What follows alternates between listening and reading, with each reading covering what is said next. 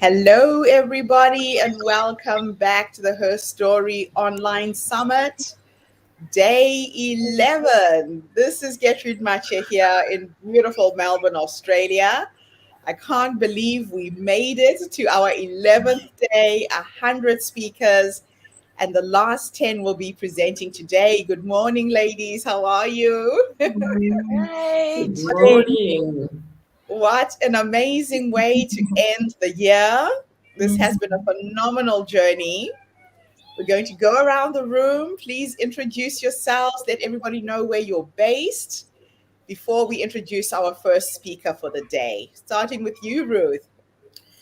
Good morning. Good morning. My name is Ruth Dengwani. I am in Harare in Zimbabwe. Whew, what a ride it's been for the past 11 days. Welcome, ladies, and thank you for joining us. Fantastic. Thank you. Hi, Ruth. Hi. And Cam, introduce yourself. Go around the room, ladies. I'm following the grid. All right. Hello, everyone. It's good to be here. My name is Nkem Danchuku. I am based here in Sugarland, Texas, originally from Nigeria. I love to write books for children and I produce independent films. Thank you for having me. Welcome to the Wow. tribe. Sarah. Hi, my name is Sarah Stixon McAllister. I'm originally from Sweden, but lived in Australia and around the world for the last 30 years. I am a transformational coach and yoga student, a teacher and a studio owner, and really excited about today. Wonderful. And Welcome to the tribe. living in now in just north of Sydney in Australia. Okay. In many countries. Wonderful. You're a nomad like us. Angela. Ha.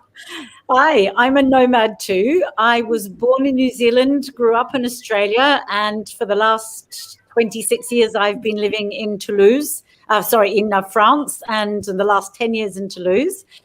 I'm also a transformational life and leadership coach, and I work principally with women. And that's it for me. I have 3 kids that have just about all moved out of home. That's it. And I'm very delighted and enthusiastic and excited to be here with you today.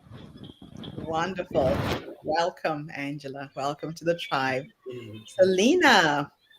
Hi, my name is Selena Chesha. I'm a health coach. I'm a public speaker. I'm an author. And I'm a grandmother, a mother of 2, a grandmother of 2.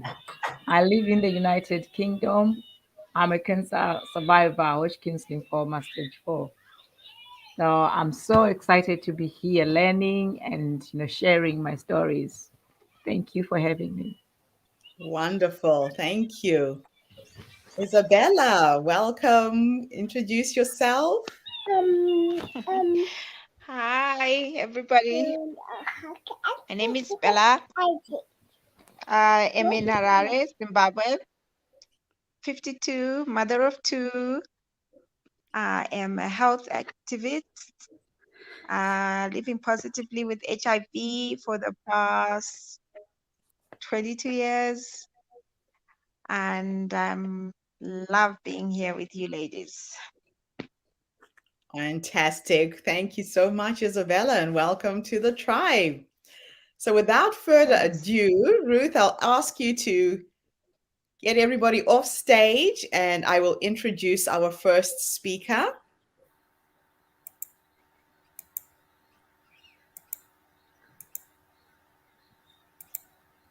Who is our first speaker? Kim was our first speaker. You end up taking her off screen as well. All right. Okay. Welcome, welcome, welcome, everybody, to this amazing day. Our first speaker is Nkem Denchumkwam. I hope I'm saying it right. If I've mispronounced it, you need to correct me. Please correct me there. I know I've butchered your name. You tried. I'll give you 60%. It's Okay. Denchuku. Denchupu. Yes. Okay, thank you. It's always good to learn something new. Absolutely. So, Dr. Kim Mm, Oketi was born on December 16 in Pittsburgh, Pennsylvania. that's the wrong bio. It is. I'm using the one attached to the application. Oh, you mean no, no, no. That's a different in Chem. Oh, it is too. Oh, how interesting. That's a different. We have two people with the same name. I know. Okay, so I actually didn't receive your bio, so I'll ask you to introduce you. Oh, oh really? That was the first thing that I sent when I Let submitted me that. see here. My apologies for this. Well, I mean, I can talk if you want me to. It would have been nice for me to introduce you. My system is playing up for some reason. You want me to email it to you? Yes, please. Okay. Let me. Oh, actually, no. Now I see it. Okay, good. It filed it in the same folder as the other Dr. Kim. All right. Okay, so here we go. Dr. Kim Demchukwu. No, there's no doctor to my name. Okay, Kim Demchukwu, an Ubo native of Nigeria, was born on the 4th of July and is the mother of 4 children. With a Bachelor of Computer Networking and a Master's in Health Services Administration, her real love is in the arts. She is a multi-talented woman in creative writing and filmmaking. Since she divulged into the arts in 2012, she has 14 books and 12 films under her belt. Her 2013 film, called A Pound of Flesh, won the Rising Star Award at the 2014 CIFF Canadian International Film Festival. Out of 1,500 films submitted in this category, 10 were selected, and her film made the list. Nkem is not only an award-winning filmmaker, she has also won literary awards. She decided to focus on writing for the younger generations, ages 6 to 13, because they are the future, and the future starts now. After all, children learn from what they see, hear, and read. In 2019, Kim won the inaugural literary award, Reader's Choice, by the PLN Houston Library Foundation. She also won the 2020 Reader's Choice Award for her creative verses have been published 5 times in Oprah's magazine. Last but not least, Kim was featured in the Forbes magazine, the digital edition, in 2018.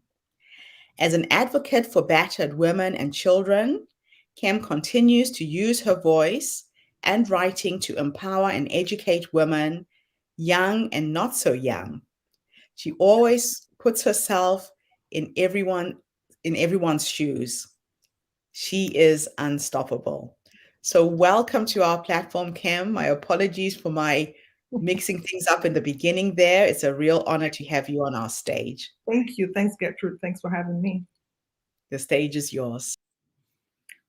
All righty. Well, I'm very thankful to be here and glad that my friend Tiffany, told me about this summit on Sunday, actually. So, but anyway, what I want to talk about today is on the mindset.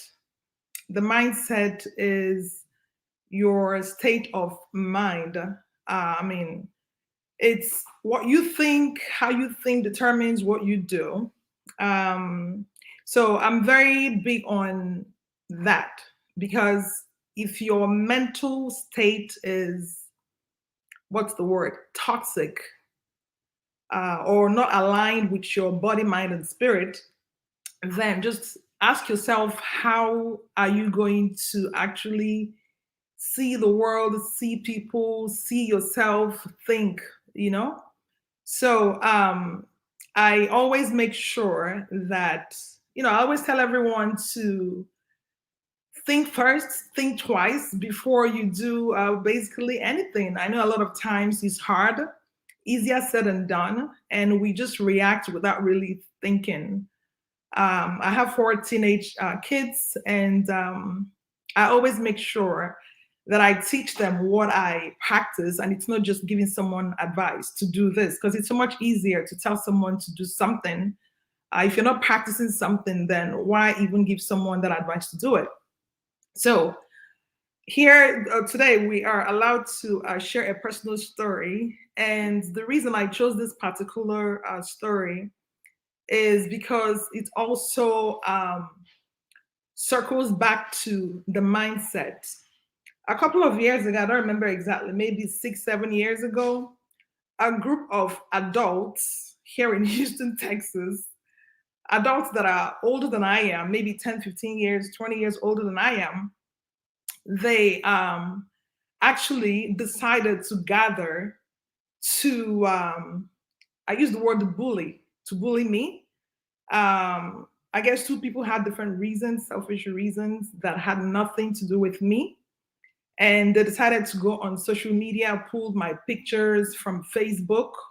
Most of the pictures that, I'm a filmmaker, so most of the pictures taken while I was on set, and they superimposed my face with some images on social, on the internet in a compromising positions.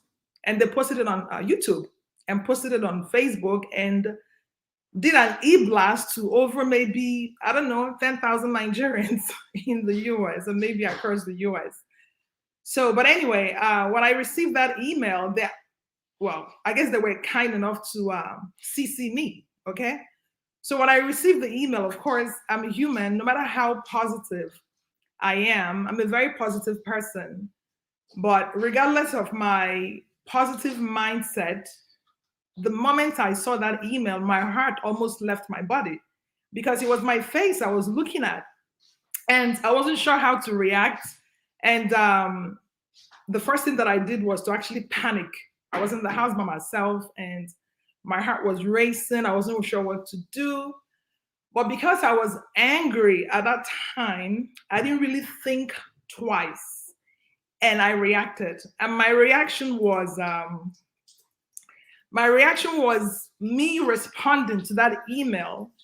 And being a writer, I actually took my time to respond to the email. It's like throwing a punch back, but when you throw it back, you throw it harder. And that was exactly what I did. Regret is one thing that I try not to have. So I would say that the mistake that I made was to respond to that email. I should have just ignored them. But what I did was to reach out to YouTube, and they had to delete the video and the pictures, that were compiled to make me look, I don't know, irresponsible. So the reason I shared this story is because of the mindset of these individuals. They chose to be the way they were because of how they think. And of course, I couldn't control really their behaviors or their thought process.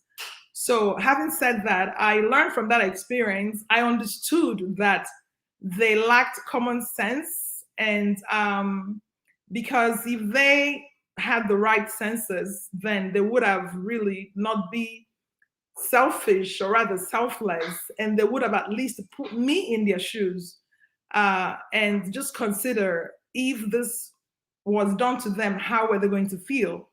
So, but anyway, after that experience, I actually ended up finding out who did those. But in order for me to move on, I forgave them for their childish behaviors.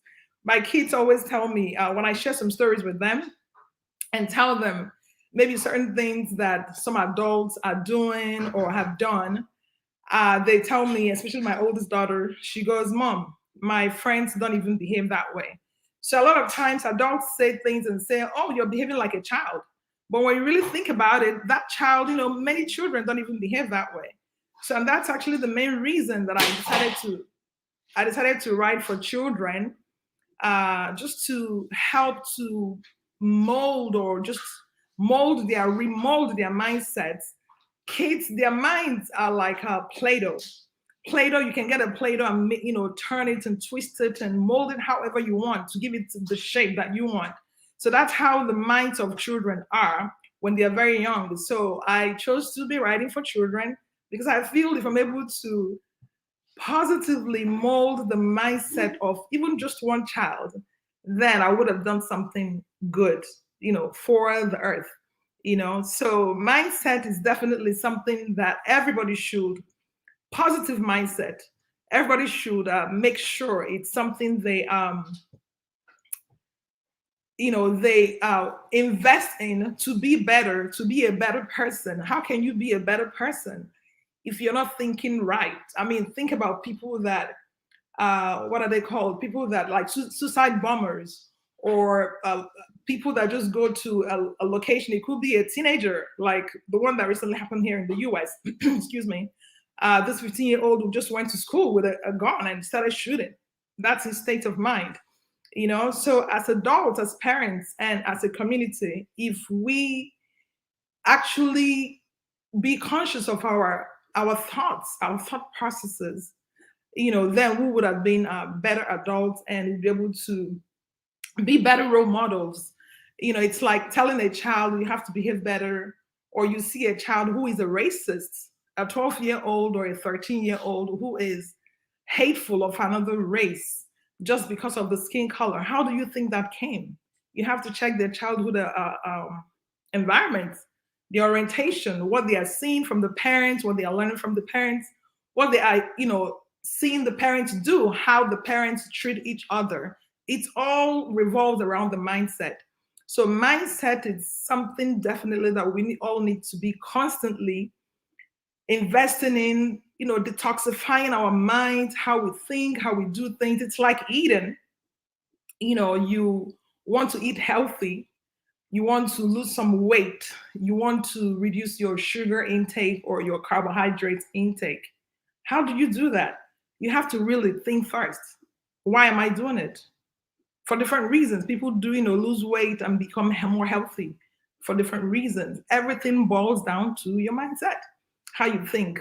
So how you think is how you do. So I'm really hoping that, more adults will learn to become better thinkers, better doers, and not just, claiming that you're doing when really you are not really, in that right frame of mind to be a better person. Mindset, your mental health, they are both related. It's like somebody who is depressed. It's their state of mind. You can't say because this person is depressed, they should be doing this, should be doing that. You're not them, because that state where they already find themselves in or put themselves in. Sometimes you can control your emotions. You are there because situations actually push you or force you to be in that position. So it takes strength, it takes power, it takes grace. I'm a big fan of God. I'm a big fan of the grace of God. So you just really have to have that grace. So ask God for that grace to give you the strength to be able to overcome. But for you, again, to overcome, you have to have the right mindset to be the best of you. Thank you.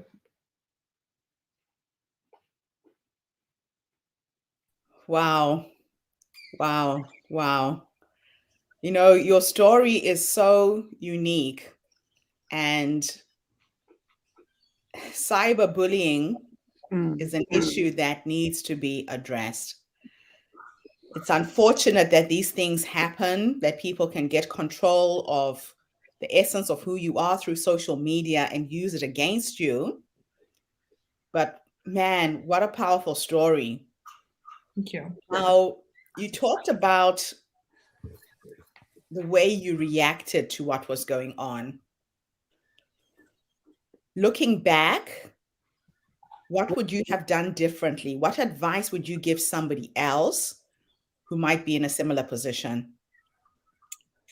I would have, first of all, taken a deep breath. That was one thing I did not do, because taking a deep breath does a whole lot to your mind, your body, your spirit. It just calms everything.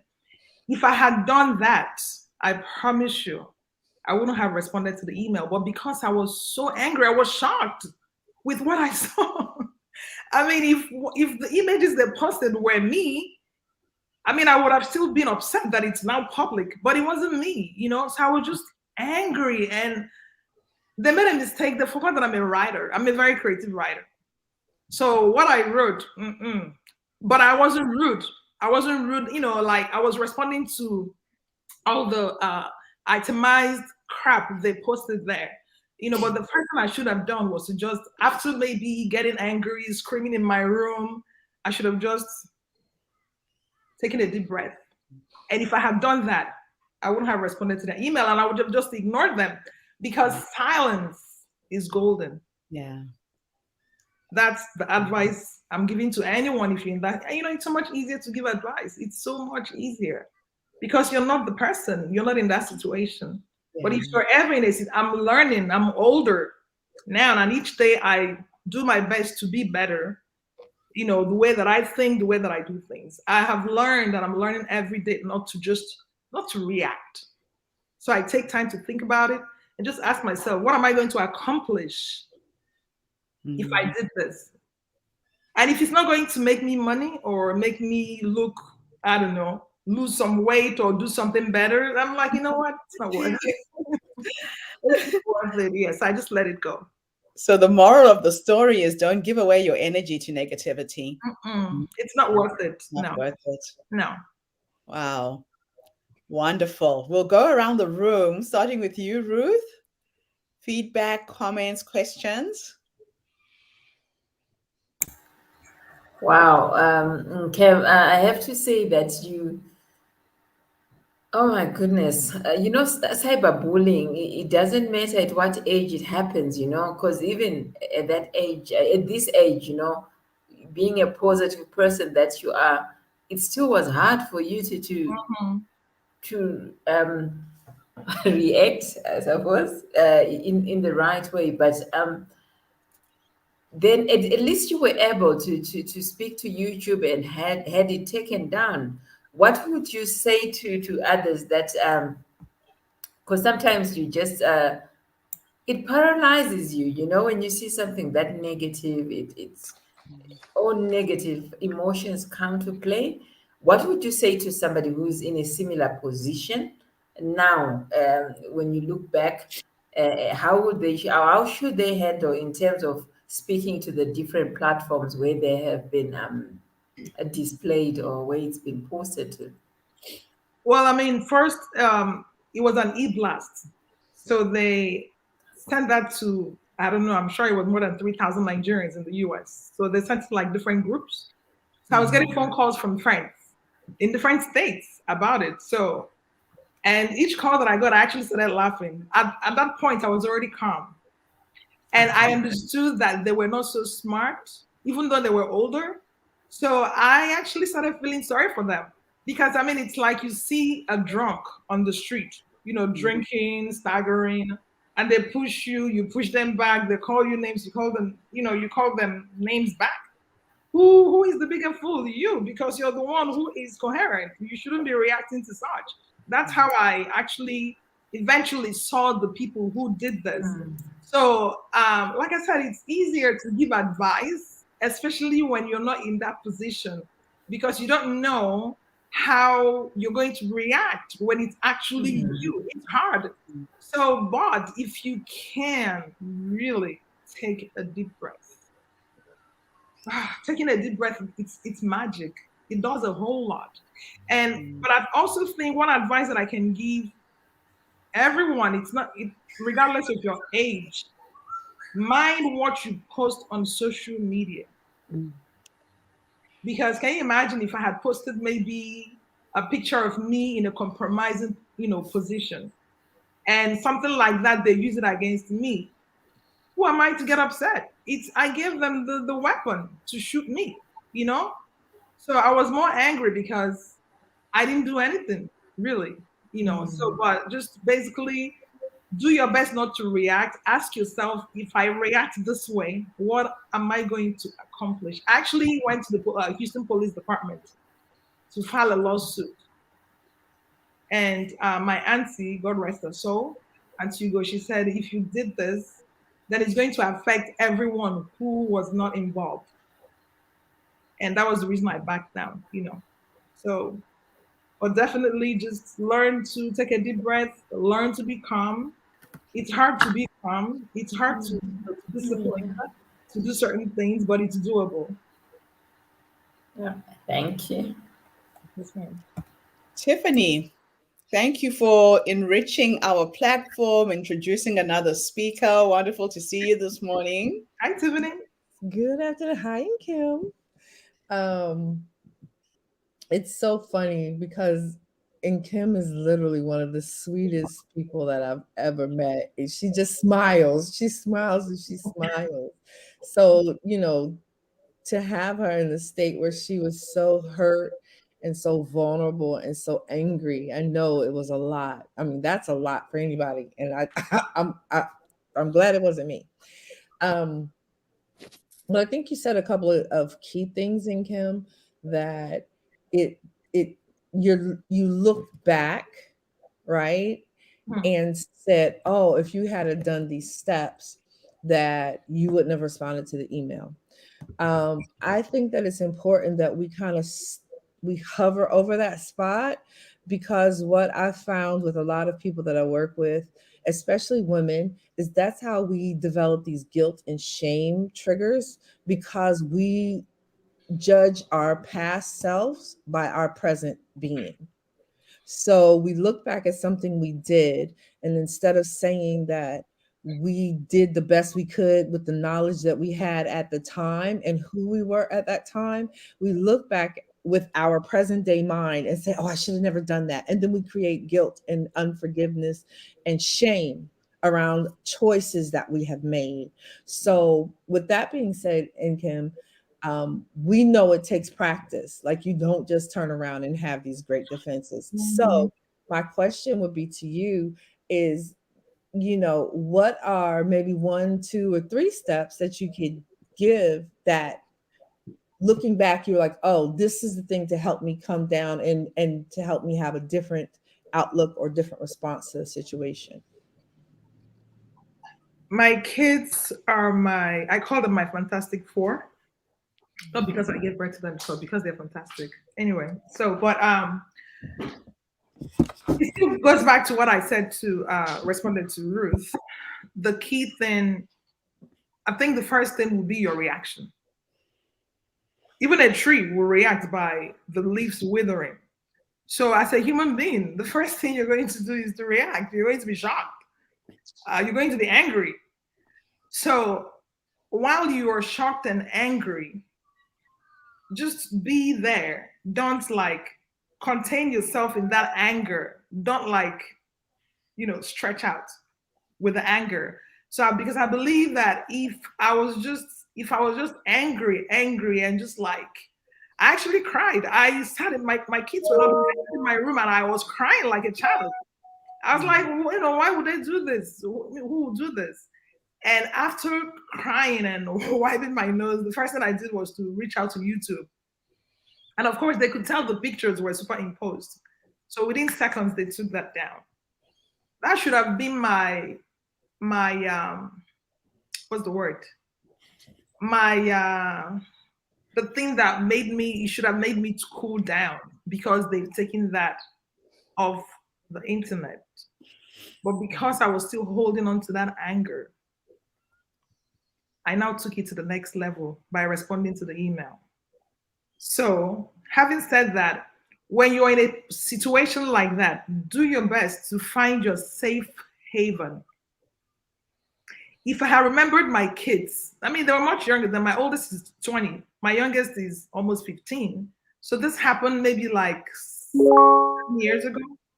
So, if I had really thought about my kids in that moment, because they're my safe haven, I wouldn't have reacted. So when you're in a situation like that, just do your best to find your safe haven. It could be your husband, your wife, your girlfriend, anyone, your kids, your best friend. It could be music. It could be going to your bathroom and soaking yourself in the tub. Just do something that will calm your spirit. But I didn't do that. So you find your safe haven, taking deep breaths, and ask yourself, if I did this, if I react this way, what would be the goal? That's it. Thank you. Thank you. Mhm. Sarah. Yeah, it's I've not been a big social media presence, or I haven't had one for up until just a few years ago or really this year, and I've had a little bit of my head in the sand. So it's really now getting myself into that side that I'm opening up to being really exposed to hearing these sort of stories. And I've been lucky with my oldest two that have not I've not had to worry. But my youngest, who's now 12, there is a whole different side of the social media that I'm waking up to, and there's some things where a couple of things that's been happening lately where I'm getting worried about obviously how they are going to be affected. And when I'm hearing stories like Kim's, I'm realizing in myself I have quite a bit of work to do to really educate myself and take more care in how I deal with social media and the dialogue that I have with my children. So that was a real huge wake-up call, and something that I'm going to really have to think more about and work that into a dialogue with my own children. So that was absolutely something no one should be going through, but well done for seeing the positives and taking learning out of that. Thank you. Fantastic. More feedback. Isabella. Hi, yeah, I'm also not a big social media fan. It's only lately that I'm now staying with my two nieces, and I get worried as well when they go on this, I know, TikTok, because sometimes they come and show me these things that they see on TikTok, and for their ages, I get worried because the older one is 9 and she has a phone. I didn't get it, but that's how they are these days. And so they bring this stuff, and I'm like, you're not supposed to be watching this. And then they say, oh, but it's my friend from school who did this TikTok video, and it's scary for me.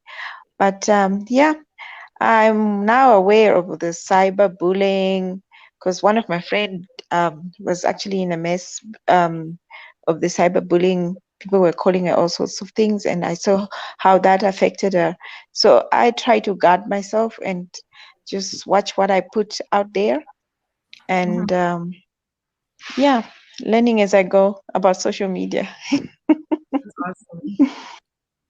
Thanks, Isabella. Angela. Yeah. Yeah, so my children, I was just thinking about myself because I am a little on social media. But in fact, before even thinking about myself, I'd just like to say how admirative I am and how thank you for putting this on the table, because it's not a subject that we talk about very often, or at least I don't, and it always seems to happen to someone else. So the fact that you've put this back into the conversation of general everyday conversation does open the path for me to have another conversation with my own children about it, who are 18, 20 and 22. And my son, just last week, had money stolen out of an online account that was to be used for, it was a blockchain followed thing, so they should be able to find it, but it was to be used for buying NFTs or something. But the way of looking at all of this is, oh, everybody's lovely. Everybody's a nice person on the internet.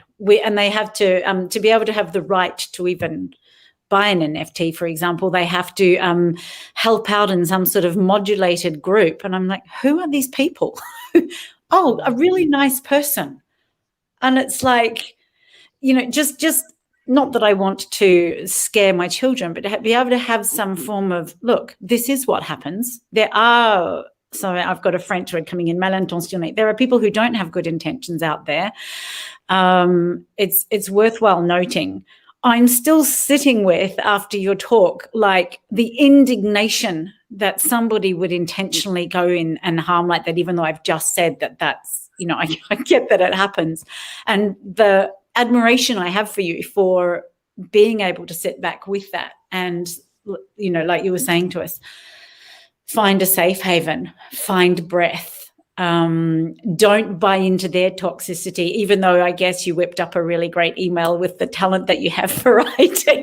So, I mean, I laugh, but I can imagine what that would be and how I would feel and how violated I would feel as well. So I'm a mix of admiration, indignation, and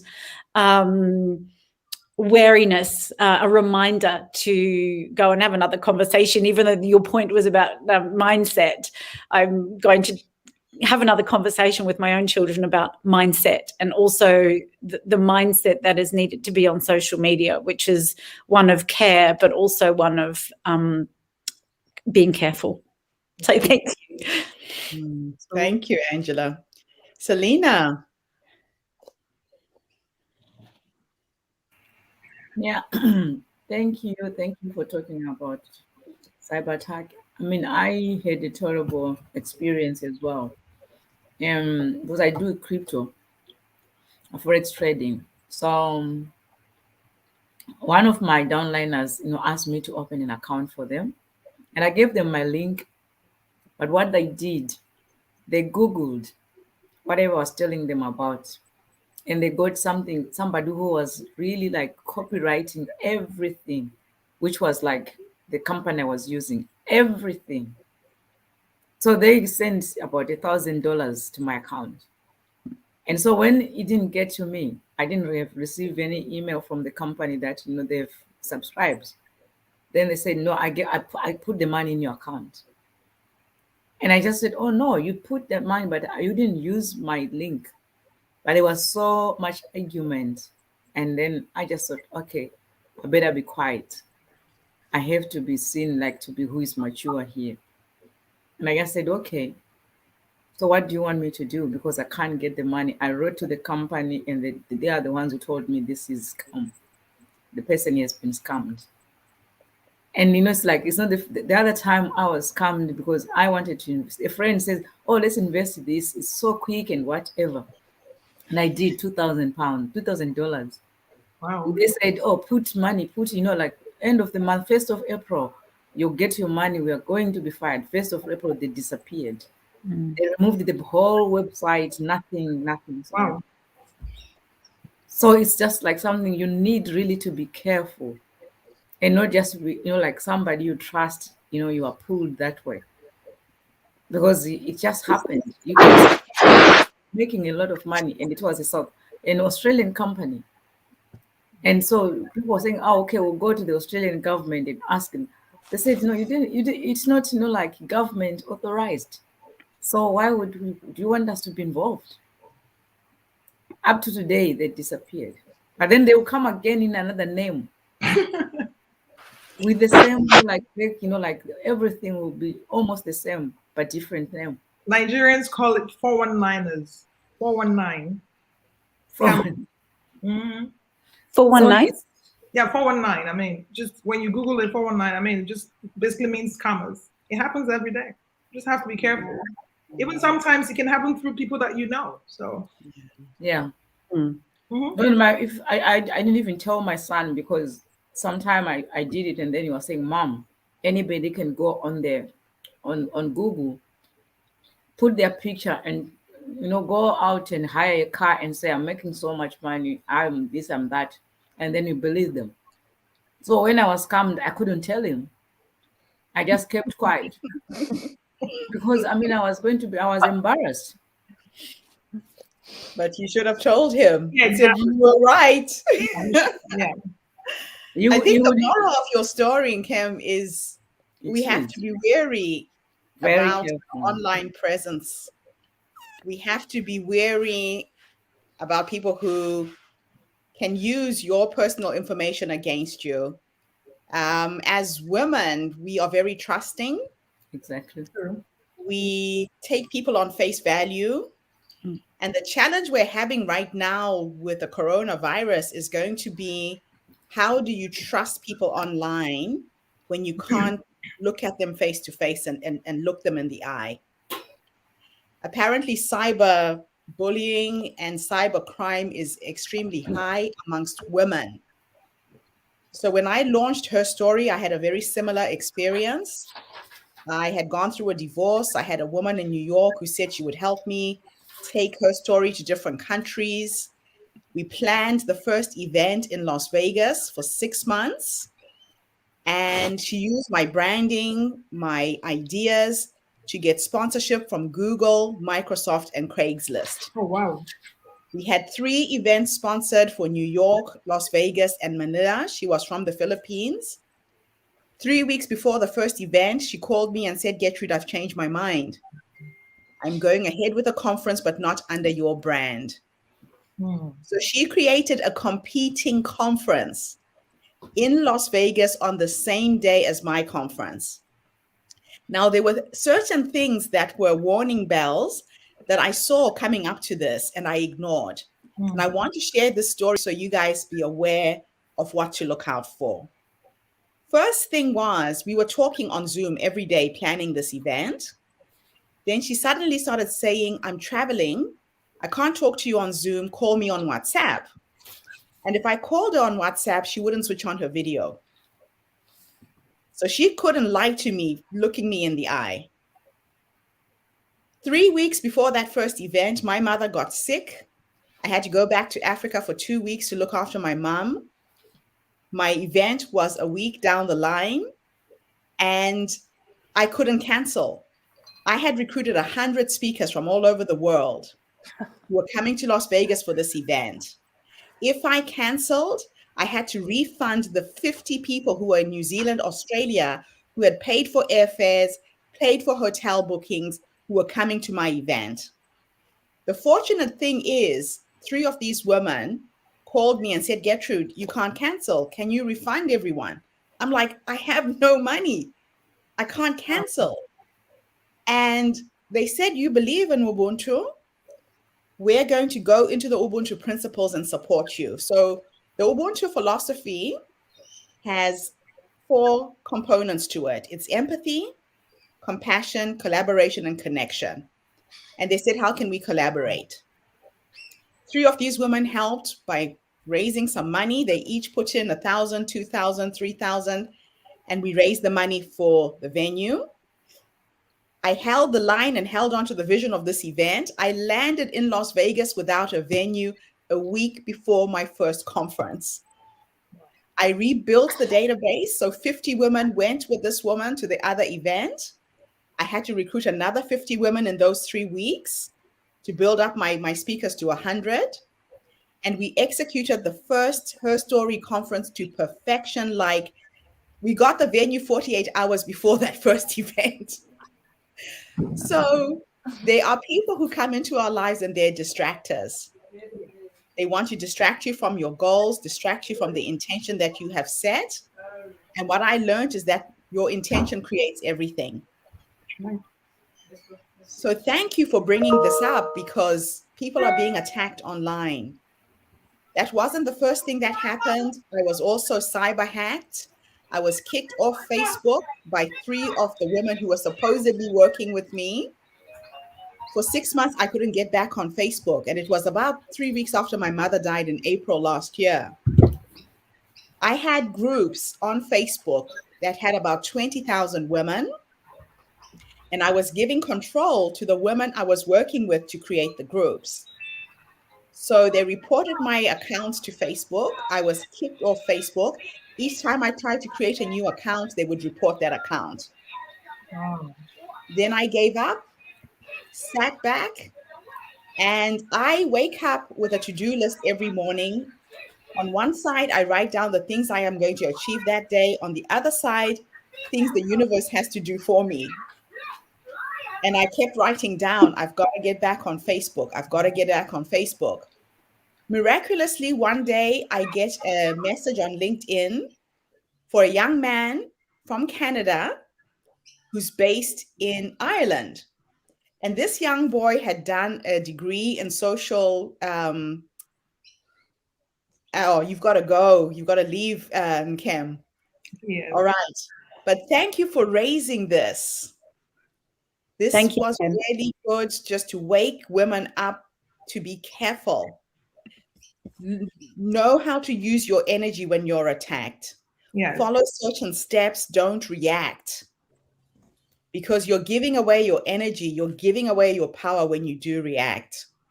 So thank you for being here with us. As a mom, you've got to go and pick up your little ones from school. But we had a lot of people, I hate to leave, but I and people can get hold of you on your website, correct? We've had it running at the bottom of the screen there. yes. Lots of messages coming in from Facebook. LaFlower, thank you for contributing. Mariam, I can see you there as well. Thank you so much for being a part of our tribe. Thank you. I'm glad to be here. Bye, ladies. Bye-bye. Bye. Take care. Tiffany, I'll talk to you soon. Wonderful. Bye. A real wake-up call to all of us this morning. Cyberbullying is a big thing. So without further ado, we'll move on to our next speaker. Angela, you will be next. Ruth, I'll ask you to remove us from stage. Yes.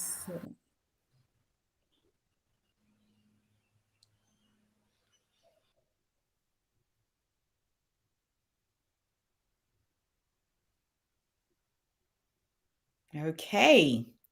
Welcome, welcome, welcome, Angela. Thank you, Gertrude. Angela Philp, and I hope I will pronounce your name right again. If I'm wrong, correct me. Perfect. Okay, she's known as the Queen of Possible. She's a women's leadership coach, and the Wild Spirit Leadership is part of her coaching. I am a stand for women's leadership, powerful, joyful leadership of care, integrity, love, and courage. I no longer avoid using the words love and care in the same sentence as responsibility, performance, prosperity, and leadership, because I know that powerful leadership comes from spirit and heart, not ego. My own life has been one long adventure right from the womb. I've moved countries 4 times. I've been an extreme adventure athlete, racing on horses, camels, ropes, rafts, sea kayaks, and bikes, up mountains, down glaciers, and across deserts for days on end. I homeschooled my children, my 3 bilingual children, and studied contemporary calligraphy, transforming vintage doors and driftwood into pieces of art. And like so many women, I've suffered at the hands of domestic violence, abuse of power, including by other women, and isolation. Courage, resilience, leadership, and joy is who I am. I've designed education programs through UNESCO for women and girls in the global south, and for the last 12 years have run leadership programs to help women step powerfully into their leadership. My clients are extraordinary, brilliant, creative, resilient, dedicated, inaugurally fun women leaders who dedicate their lives to solving the world's greatest challenges. I believe it is possible and necessary for half of all leadership positions worldwide to be held by women within the next 10 years. There is deep work to be done to redefine leadership in the inherently inclusive women and minorities. This is my life's work. So thank you, Angela, for gracing us with your presence today. The stage is yours. Thank you so much for inviting me, Gertrude. It has been a fabulous, I've got French words coming in again, une merveilleuse rencontre, I would say. It's been an absolutely amazing and extraordinary meeting. And I was thinking after in Kim's talk, just how much our traumas and stories do shape our lives. And so the story that we will have a discussion about this after. But the story that I do want to share with you today, I want to start with a question. I want to ask you, when do you first remember knowing that you were resilient? Is resilience something you recognize in yourself, something that you've named? And when did you first do that? I remember the first time I overcame, because that's how we define resilience, right? Overcoming in the face of adversity, bouncing back from setbacks. Does that sound familiar? Bouncing back like a rubber band. In fact, I should have a rubber band here with me today, but I've forgotten it. It might be hard to believe now, but I was a scrawny little thing. I was born 6 weeks premature with the umbilical cord around my neck. I weighed 1.5 kilos and I came out fighting to survive. I don't remember much about that, of course, but clearly right from the start, resilient I was. But my first real awareness of being resilient, capable and strong, came when I was a little under 5 and I had just learned to swim. My dad was a tough man and he prided himself in his toughness. He used to say, the further up the street you got, the tougher we went, and we lived in the last house. There was no backing down from challenge with my dad. And that day, my dad challenged me to swim across our local river after I'd just learned to swim myself. Well, in truth, I probably did say that I wanted to. And once you said you wanted something in our family, you stood by your word and you did it. So there we were, standing on the riverbank, me looking at the current. Were they rapids that I was looking at? Feeling a bit scared, I looked up at my dad and I said, what will happen if I don't make it, Dad? If I don't make it across the river? And my dad looked down at me and he said, you'll drown. Now, my dad would not have let me drown, of course, but that was what I had in mind when I dived into that river and started swimming wildly. And I did. I swam my little life out until I dragged myself out the other side, triumphant. So this was my first memory of overcoming adversity and developing resilience. And that became a powerful life story for me of sink or swim. That sink or swim or bounce back against the odds and bounce back against the odds context dictated most of my life until really, really, really recently. It dictated my whole approach to everything, to all of the challenges for a long number of years. Literally, I would lose everything and bounce back again and again and again. And I noticed this happens to many women, and it concerns me greatly. I've been really thinking about this. I mean, it sounds so valiant, right? Rising and overcoming against the odds. It's like a Rambo movie. And, but is it? Is it really that valiant, rising? And should we be defining resilience in that way? So I'm 51. I've had my fair share of things to bounce back from in my life. I've had several changes of country. The first move was when I was 11, imposed by my parents at that age for economic and family reasons. And moving country, I engendered bullying at school. Now, I probably could have had that in the country that I'd come from. But, that was the first thing, was overcoming, finding new friends, bouncing back. You can do it. And then bullying and overcoming from that and having that stoic face. It's fine. It's fine. I can deal with it. Nobody needs to help me. I'm fine. Later on in my life, I lived through a verbally, then eventually physically abusive relationship when I was 21. When it did become physical abuse, I waited 6 weeks for the bruises to subside on my pale, rather thin skin, just long enough to be able to visit my parents with my pride intact and hope that they wouldn't notice. But my mother saw through it because I only weighed 45 kilos at the time, and she gave me a one-way ticket back to New Zealand to live with my auntie. And I was resilient. I did bounce back with the help of my fabulous aunt and a whole new circle of friends. And in New Zealand was where I developed an absolute love of adventure racing. In a friend's bike shop, I saw a photo of this guy carrying a mountain bike over his shoulder across a river, across a raging torrent. You'll see that rivers and torrents are are an emblem for me. And so I decided that I wanted to become an adventure racer. And that is what I did. I found a job in France. I wanted to work for UNESCO. I was lucky enough to find a job at UNESCO. Was it luck or was it of my own creation? I think it's what you were saying before, Gertrude. There's part of it's the universe, part of it's me.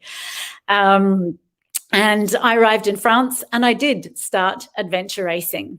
And in parallel, during that time, I had 3 children and a 20-year relationship during which my house burnt down. The other house had part of the roof blow off it. I had a car accident. And each time losing and bouncing back. And the 20-year relationship, I won't go into it, but suffice to say that too ended in divorce 6 years ago. So what do I say? Do I say bad luck? Do I say, getting used to resilience? Because there's no sad luck, bad luck story with me. No worries. I'm the resilient adventure racer. I can bounce back from anything. I can even run 20 kilometers with a stone in my shoe, not to let the team down, not to be a burden. And I know I can do it, because I'm resilient and capable. As one of my friends said to me on a sailing trip, you're the only person I know who can vomit and smile at the same time. But there were 2 defining moments when I realized that my resilience was doing me a big disservice. The first was when I'd been working as a new recruit with a company for 3 months when I was still in New Zealand under a terrible boss. And when I approached the managing director to say that I was clearly I wasn't the employee that they thought I was, that I wasn't dealing with the job very well, that I just couldn't manage, there was something wrong with me, the managing director said to me, "Oh, no, it's not you the problem. It's the line manager. We put you with him because you were the most resilient recruit." So, and the second time, that got me thinking.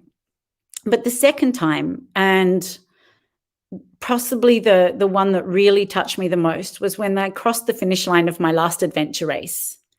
It was 475 kilometers long. We did it in 3.5 days with 9 hours sleep. I had a dislocated shoulder that had occurred in a bike fall while we were testing our bikes the day before. And I wondered, why did I even start? So that was when I start realizing, as I dragged myself across that finish line, proud again to have finished, but feeling more beaten than I ever have, that instead of giving me wings, this definition of resilience, of bouncing back like a rubber band, it wasn't doing me any favors. And it's a definition that so many women live into. That definition of, bouncing back in order to survive. I'm a survivor, and so many of my friends are survivors. So many of the women I work with are survivors.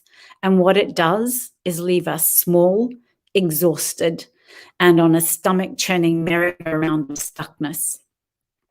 And this is what I wanted to bring to your attention today, because it's really playing on mine. I think we've got it all wrong, and I think we have to redefine resilience.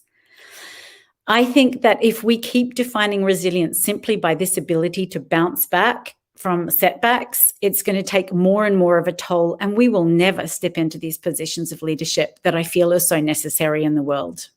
We are the carers, we are the doers, we are the ones who hold the world on our shoulders.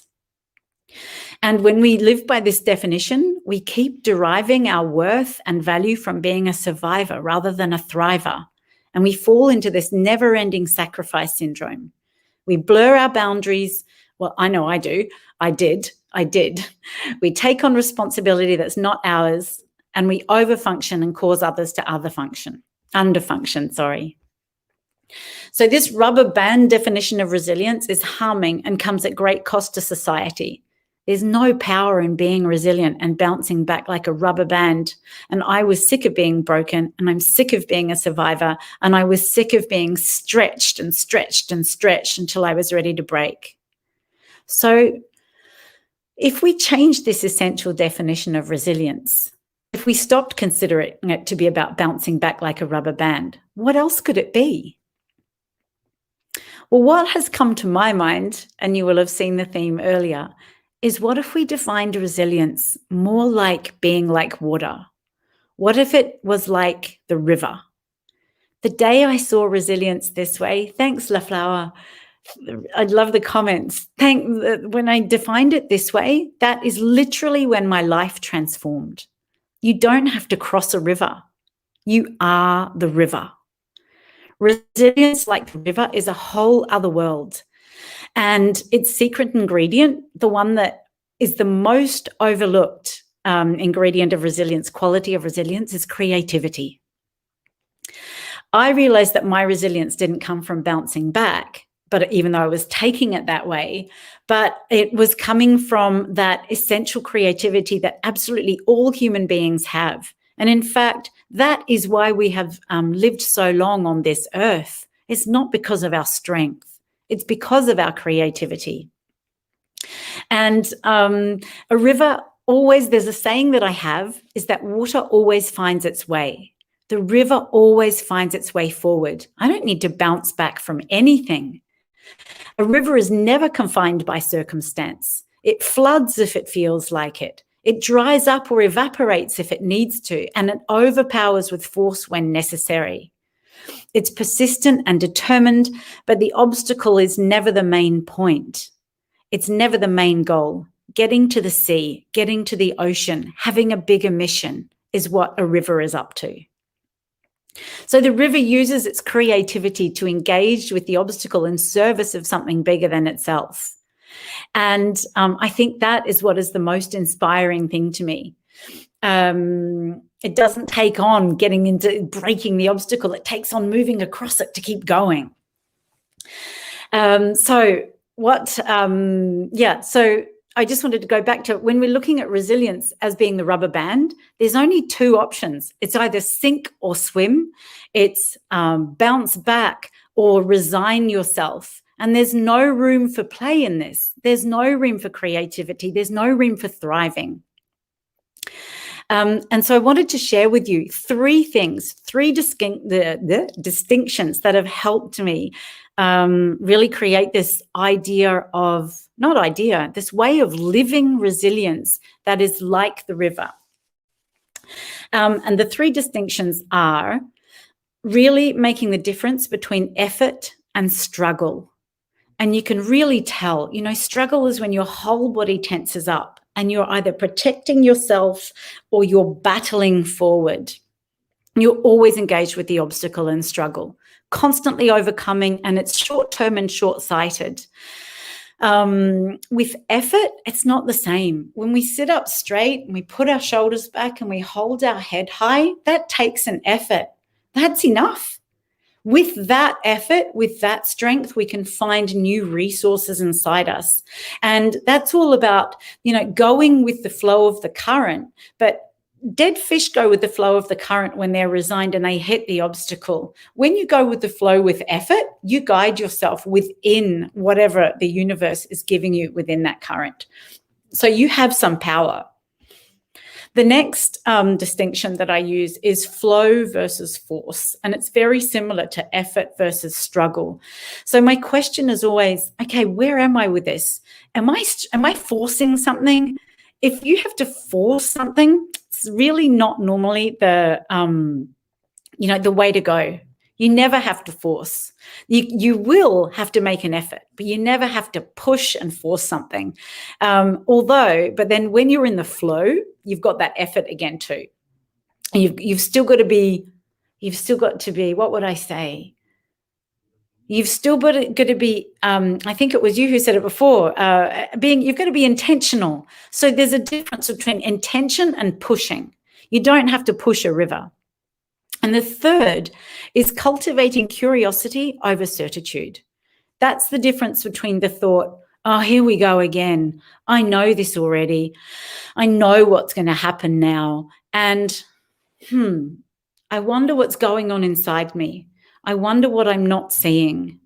I wonder if I looked outside my blinkers and opened them a bit more, what else might be possible? And what other resources I might have in me? And maybe more curiosity would be, is this even part of the mission, the bigger mission that I've given myself? So opening up to curiosity for myself has been asking myself different questions. I'm not trying to sell coaching, but it really did help me to get a coach, get a therapist for other things, and help people help me, find people who could help me ask different questions. So I wasn't constantly repeating the same cycle of being up against an obstacle in my life, and I could recreate resilience for myself as a strength and going with being the river, not just going with the river, being the river. So I wanted to tell you that, it's only been, of my 51 years, it's only been 4 years that I have walked to my mailbox and not had any fear that there would be something in there that I would have to deal with, and not have another car accident or not have a broken down car.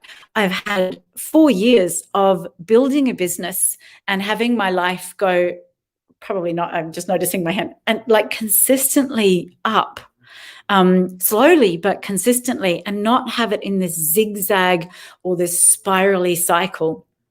Today, my life flows. And like I was saying, I have challenges, but no more catastrophes. And I'm not the rubber band. And you cannot snap me and you cannot stretch me until I lose my elastic. I am the river, a leader, infinitely creative, and with a mission bigger than me.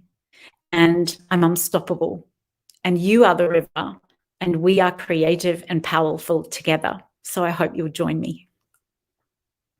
That was it for me. Wow. Wow. Absolutely wonderful, Angela. Thank you so much. What a beautiful reminder to all of us to have a different way of being. Being in the flow. I'm learning very, very slowly to do that. Working without force, but with grace and ease. A lot of times as women, we put in so much, we are constantly going against the grain. And you've really shown up to remind us of that. And when you're in the flow, it's effortless and it's easy. And like you say, you put in the effort just to dodge and weave with what's coming, but you stop this up and down spikes of things going right, things going wrong. I mean, you and I have had this conversation about my life and wanting to just please change it and make it a little bit more level so that I am not faced with so many ups and downs and extreme heartbreak and happiness and joy. But thank you for coming on board and reminding us. Lots of messages coming in from Facebook and YouTube. La Flower, thank you for contributing that. That the river flows over the obstacle. Another comment from her. She just absolutely loves that what you're doing, Angela. Thank you for sharing the beautiful velvet in Brisbane. Exceptionally beautiful, she says. Andrea's in the UK. Oh man, yeah, she wanted to be with us today. She's just saying she can't be with us today.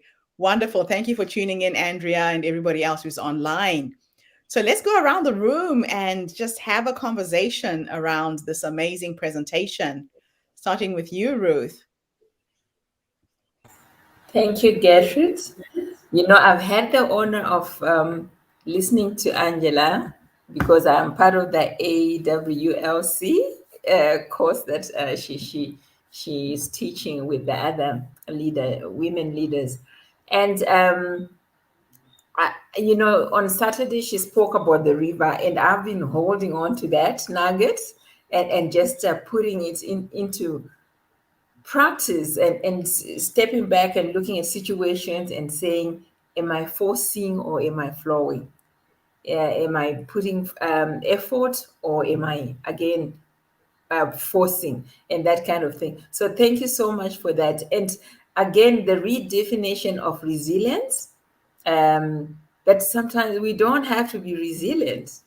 We really don't have to be bouncing back and coming back on. But as women, we've been trained, or situations have been thrown at us, and we've had to, that's our default. That's our default position. We bounce back, we, okay, so we are down. Like, look at what in Cam situation is, she was down for a while and then she bounced back. So how then do we use resilience in our lives, or how do we flow? So thank you so much for being here, Angela, and so excited to be sitting in these different spaces with you and learning from you. Thank you so much. Thanks, Ruth. Awesome. Tiffany. Oh my goodness.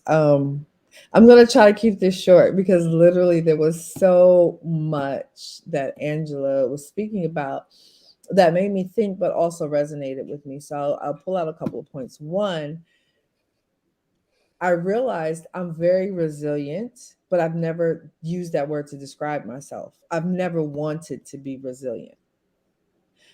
And it's been one of those things of making things happen, getting things done.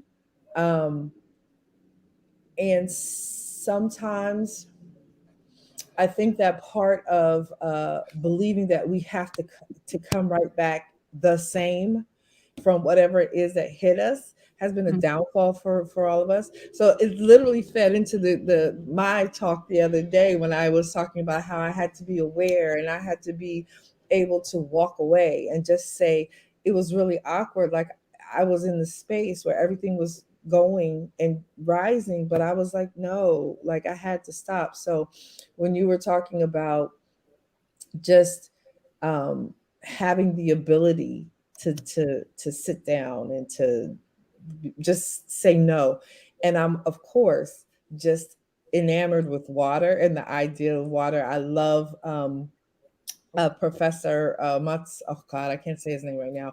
Who did the water experiments and just being able to flow. I was literally having a conversation yesterday with somebody about we have to be in flow. Like we have to flow. We're not, especially as women, we have to return to the space of flowing. When we were in alignment with who we are, we had an inner knowing that allowed us to flow because we weren't out here trying to figure it all out and bop back up. So there was so much about what you spoke about that I just truly loved. And that I think Flower had actually put it down. I didn't get to write it down, but the water flows over the obstacle. Yeah. Like I really, really, really, truly love that and enjoyed it. And I just think again that for us, if we remember it's okay to not bounce back, but to come back and be different in a new way, maybe in the same space, or we create a new space, with our new understanding. So I just love what you're talking about, and thank you. I love what you just said as well. Thank you so much, Tiffany, because it's like water's never the same. Water always transforms itself. So I love that it's like, no, we don't come back the same. As we move forward, we're always different. So thank you for bringing that back into the conversation. That was really brilliant.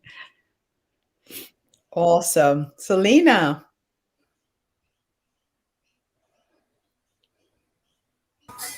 That's powerful. I'm sorry I can't say a lot because my granddaughter is just making noise. But well done. Thank you so much, Angela. Thanks, Selena. You're playing grandma today.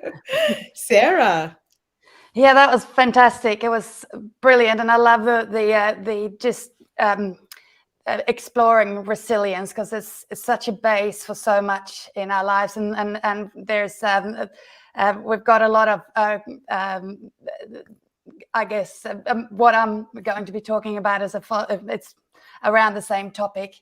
And I found the resilience and stuff, and it really resonated back to me with a lot of the things that I've been thinking about of how resilience really has to be so important and looked at around our non-negotiables and how we live soft, strong, to be able to know when to be soft, to be able to be strong when it's necessary, and knowing what those non-negotiables are and what is black and white and where we need to live in the gray zone so that we can be strong and be clear about our boundaries where they need to be, but then allow us to be soft so that we are being listened to when we need to be strong. And that resilience, where that sometimes can blur those, and instead of living with the non-negotiables, if we're too resilient, we explode into a totally black and white zone, and we no longer live with non-negotiables. Everything or things that are negotiables, we tend to be non-negotiable on everything because we need to feel that we are so resilient, and then we need to hold those boundaries so wide to protect ourselves. And then it can be really that negative effect, the resilience can really break us down as opposed to keep us in the flow, as you said. So that was, it was really powerful. I loved it. Thank you so much. That was really good. Thanks, Sarah. Thank you, Sarah. Isabella. Well, I don't have much except to say thank you, Angela. That was powerful. I really enjoyed that. It made me look at, we always say, go with the flow, not really understanding what we're saying. So thanks for that clarity. And I actually like the water always finds its way. So sometimes when I'm going through a tough time, I think it's just necessary for me to just take a step back and just tell myself that. Thanks very much, Angela. Thanks, Isabella. Absolutely. You opened up so many thoughts in me, Angela. I'm just so excited to get you on the TED platform. So flow is our natural rhythm as women. Just look at us, the way we walk. We flow with every movement. We have our menstrual flow. Flow is so much a part of who we are. And how to live soft, strong. I like that. You know, a lot of women feel they have to be masculine and able to be taken seriously. I was coaching a group of women in Germany once, and I showed up wearing one of my flowing African kaftans. And during the lunch break, one of them said to me, Gertrude, I would love to wear a dress like that. I haven't worn a dress in years, since I was a child. And fortunately, I had a whole lot of my kaftans. I always travel with more clothes than I need. And the next day of this workshop, I just took a suitcase full of clothes and let people try on my dresses. And they all turned into little girls again. They all remembered what it was to be a girl. And especially in Western countries, women tend to wear trousers. If they're in the boardroom, they're dressed like men. We don't have to be masculine to be strong. So thank you for all of these just beautiful, magical reminders to all of us as women to go with the flow, because when you're in the flow, that's the path of least resistance.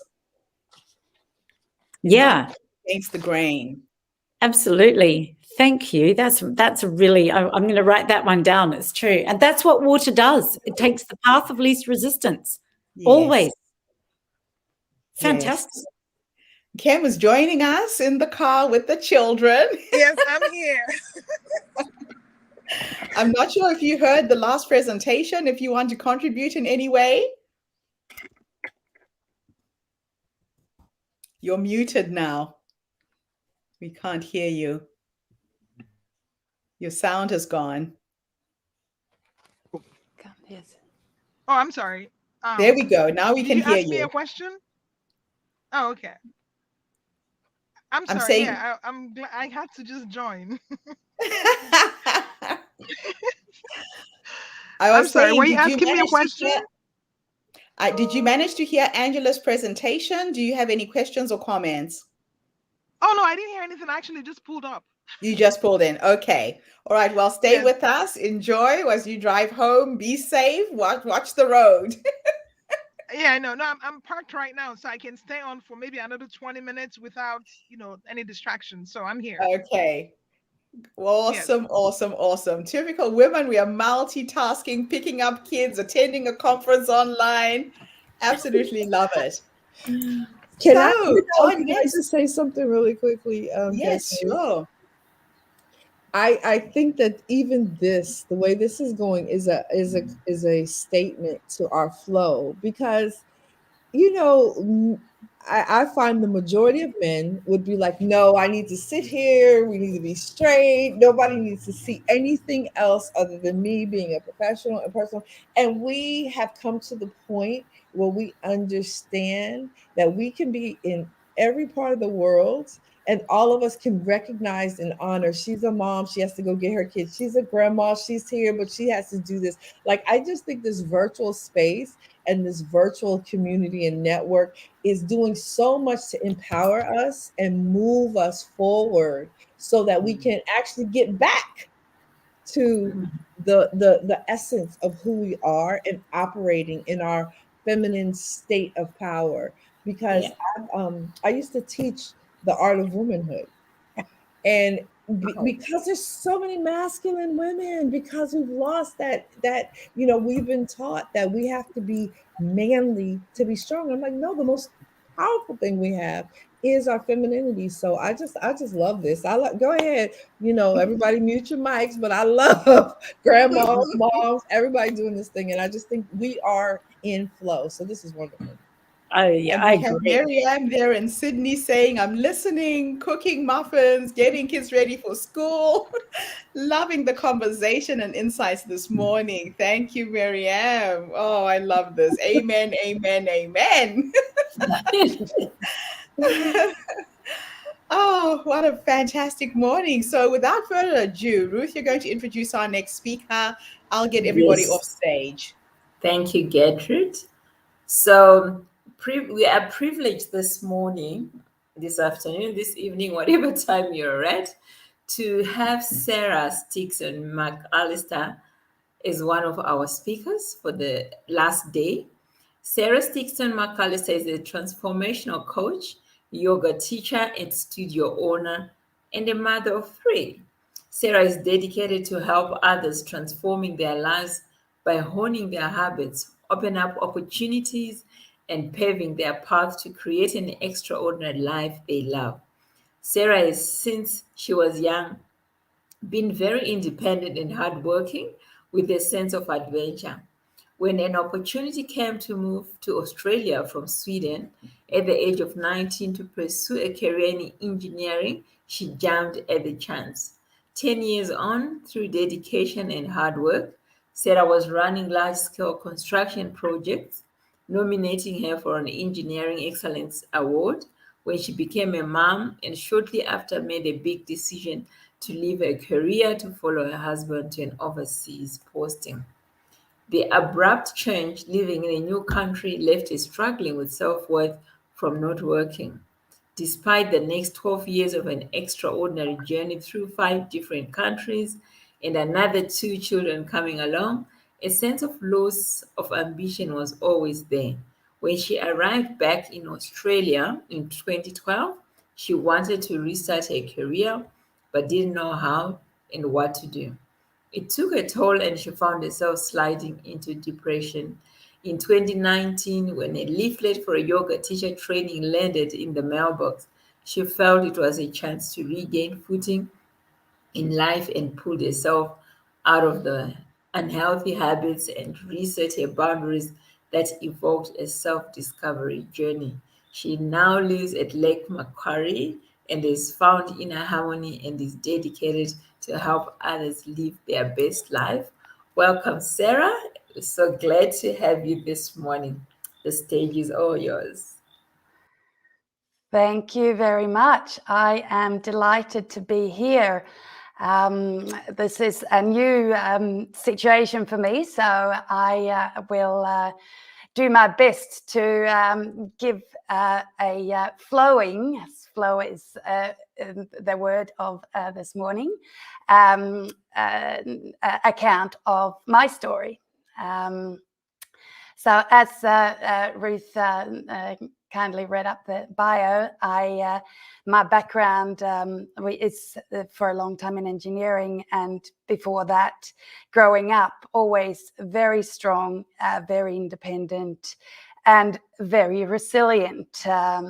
More likely to walk into a cupboard, have a cry, dust myself off, and come out and saying, or with a thought of, I'll be okay. There's other things around. So always wearing, or more than anything, building the resilience coat, which I refer to as the unhealthy ring mail that we carry around in life if we carry too much resilience. I went to Australia as an opportunity to work within engineering for a research project, and that saw me from a 1 year's trip. It became a longer stay, and I worked really hard in a difficult environment, being a young Swedish girl in heavy construction, building power stations, so running construction teams. And doing a lot of innovative construction techniques, which led us to getting this Creative Innovation Excellence Award, was a pivotal point in my career. And I was also working very heavily on site-based work, so built a very strong bond with the people I was working with. And when then the opportunity came around for us to move out of Australia, and for my husband to explore his career, we decided that that was the right thing to do, because we were also had just started a family, and my work was not really something I could do with small children, because there was lengthy periods away on sites. And our first move was actually to Athens, and it was a real big transition from having dedicated day and night, often sleeping under a desk through periods of my work because we just had to be on site, to then suddenly be a full-time carer for my son, but also being limited by the environment, being in a country that I didn't know. Just started making me this sense of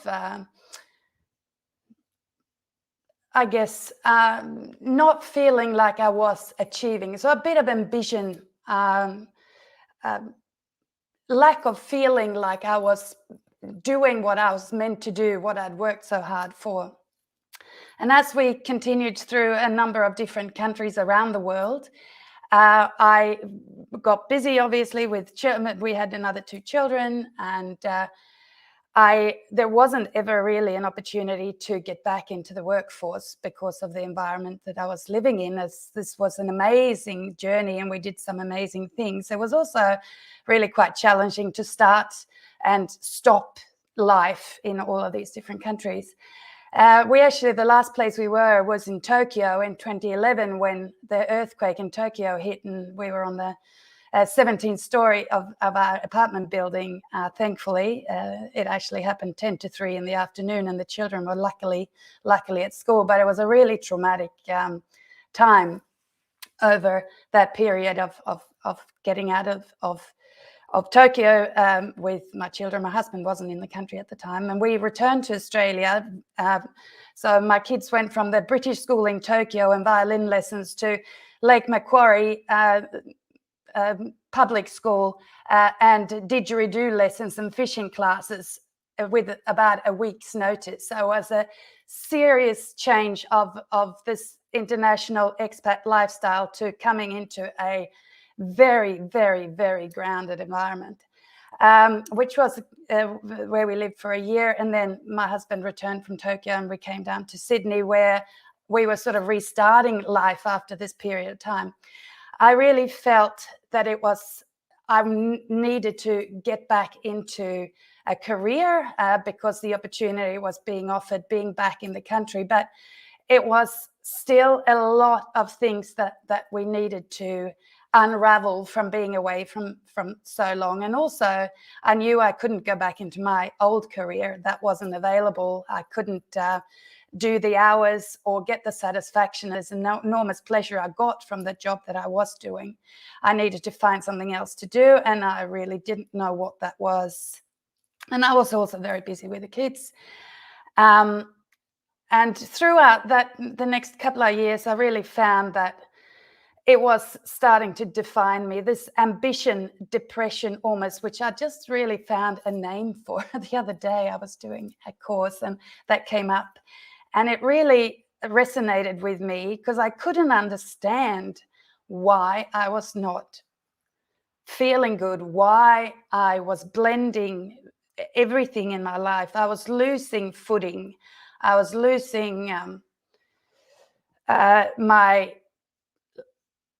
life force, my this vibrancy that I have and always had around me was dimming.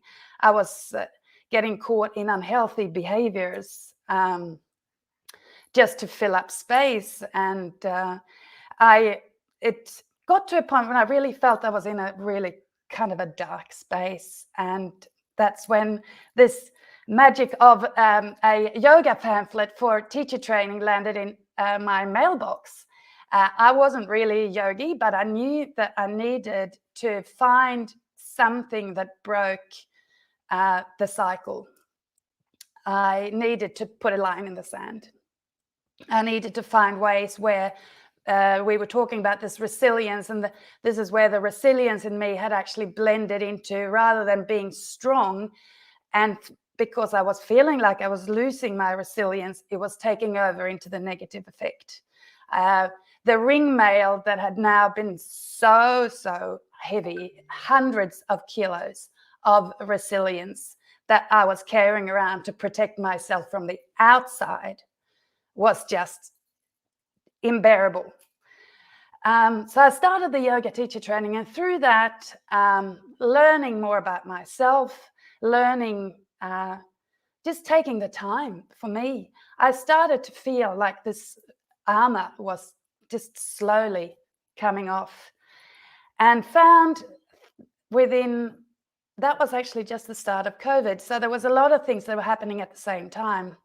I also through that I actually had an opportunity to move away from Sydney back to Lake Macquarie, where we had arrived from Japan, to this little village by the lake, and I could feel how as I was able to re-establish boundaries and really feel into what were my non-negotiables, being able to understand where I needed to be soft, strong, being able to evaluate where strength and resilience wasn't serving me. I got to a point where I was over about a 9-month period of doing that yoga teacher training and spending an enormous amount of time of just looking inwards. I was starting to release the ring armor and building the strength from inside of my heart.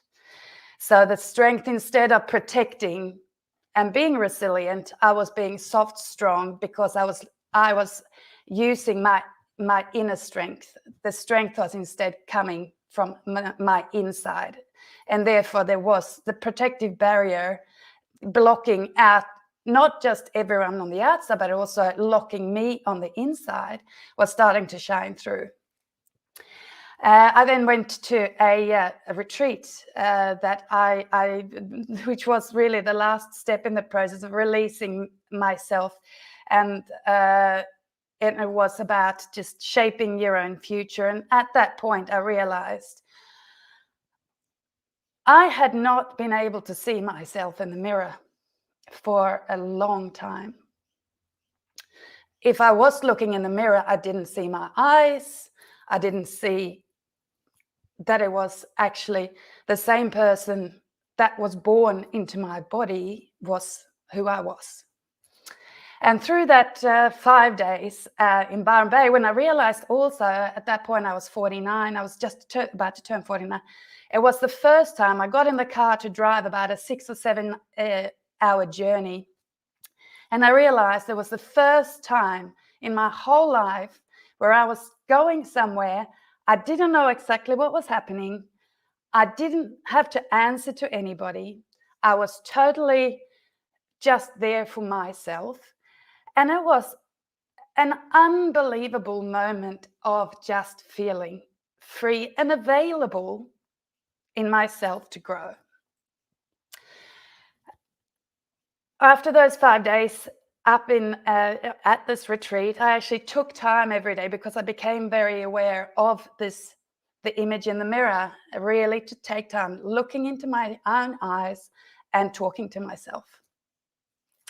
And it was then I actually, at something that came up on the radio was actually the Michael Jackson song that goes, I'm starting with the man in the mirror. I'm asking him to change his way. No message could have been any clearer. If you want to make the world a better place, take a look at yourself and make a change.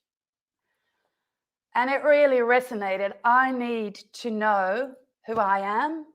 I need to accept who I am to be able to fully let go of the ring armor and just beam from the inside out.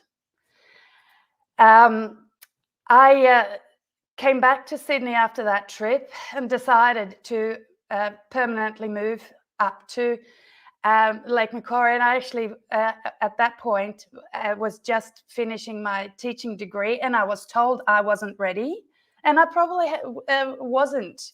There was so much in myself that I was developing, and I wasn't able to have that voice in me. So I had to do what I call them cowboy moves. I knew that to get to the next stage, I had to take a leap of faith in myself. So I decided to start a yoga studio with 1 yoga class under my belt and being told I wasn't ready. Organized an opening, put a beginner series on and a timetable, and opened my doors. That was beginning of this year. And I had to overcome all of the demons that I had inside of myself. I had to break down my boundaries into being very clear. I had to identify my non-negotiables. I had to understand how to be soft, strong. I had to go from disorganized to organized. And I like to talk about these things as being soft, strong, and slow, fast. To actually get to be as strong as fast as you can be, you need to be soft, strong, and slow, fast.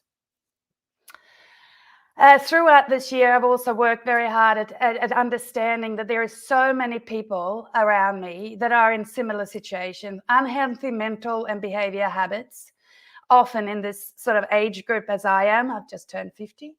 There is people are self-medicating with too much alcohol, social media, shopping, all these other things that we are allowing ourselves to sort of prop ourselves up, that are needing to find a way out of that. But we're in our ultra fast-paced society, we're almost living, instead of being able to see where we need help, it's like seeing a long exposure of headlights from a car in a photo, where it's just lines of light. It's taking time to stop and understand where we have our own blind spots and how to establish that pattern. And that's where I've realized people don't have to get to the point where I got to, where I almost gave up. You can get help so much earlier. There is so much within us. All our learning, as I understood, was all within me, but I didn't have to get to that point. And I've therefore really set my purpose of life is to help others to not get to that point, but to be able to guide them into to honing their habits, establishing their non-negotiables, establishing healthy boundaries so they are able to live soft, strong, where in the right way. And one thing that came to mind when looking at coaching and what coaching is was a story that came to mind about a few years ago, or actually quite a few years ago, when my oldest son was little. We were in Sweden visiting my parents on a country in a little country town, and we were going on a bike ride, and he was borrowing his cousin's bike that looked very much like the one he had where at home where we were living. And we went for a bike ride on this little country road, and we were coming down this hill, and the road divided into two. And so he was going quite fast on this downhill, but not out of control. What we heard as we came around the corner on this narrow road was a tractor coming towards us. What I then realized was this bike he was on didn't have handbrakes that he was used to. It had backpedaling brakes. He had no idea how to stop. The tractor was coming closer, and there wasn't enough space for him to be able to maneuver safely to the side. And I had to kick into what I now realize is the job of coaching is to guide his own ability to be able to take on the learning of learning how to stop and slow down to avoid lying in front of this tractor that which was avoidable. The tractor was coming. He didn't have the brakes he was used to. He was going too fast to be able to go anywhere. And I needed to guide him to be able to use his own ability and highlight the things he couldn't see for himself to be able to maneuver through the object that was coming towards him. And that's really what coaching is to be able to guide people into seeing their own blind spots, being able to help them find what they have within themselves, to be able to really hone their habits and pave a really solid path, lay that path so it's resilient to what comes at them, whether that's illness from within, internal influences, or external influences that is causing us to be or come unfooted. So that is my journey and where I am going with my life, and I'm so incredibly excited. I live in harmony. I'm so excited to go to bed because I know I'm waking up to another great day. And my journey over the last 2 years has just been phenomenal for myself, and I am so grateful and really hope everyone will join a story in their own, their best story. Thank you.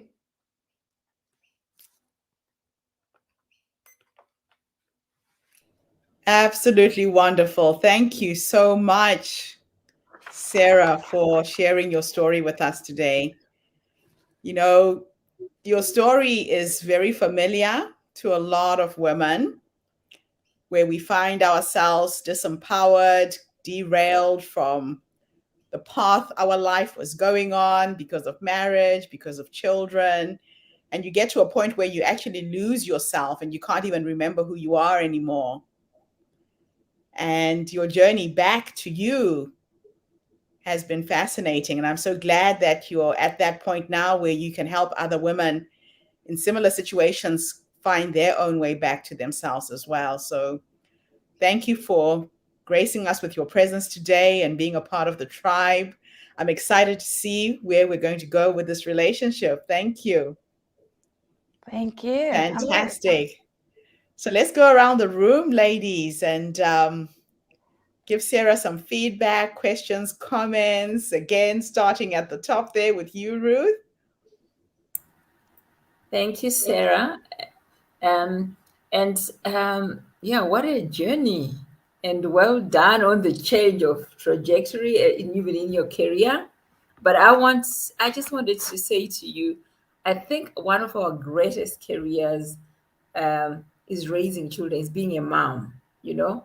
Unfortunately, when we've been on a career drive and we are, you know, success focused and you're like just doing and pushing, and then that is taken away when we go into motherhood, because you couldn't do both, mothering and being at work because of the hours away from home. But I think then what happens is that identity, because you've built your identity on this career, and then marriage came later, and then the children.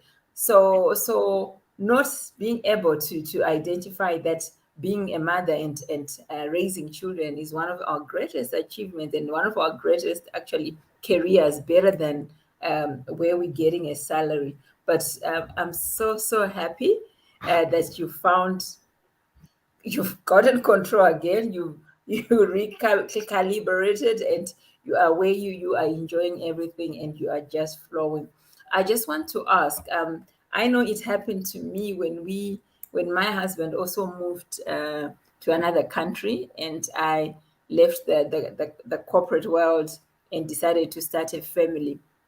So I found myself with lots of time, with a baby on the way, and not knowing that's again that separation from the identity that I built for myself after varsity.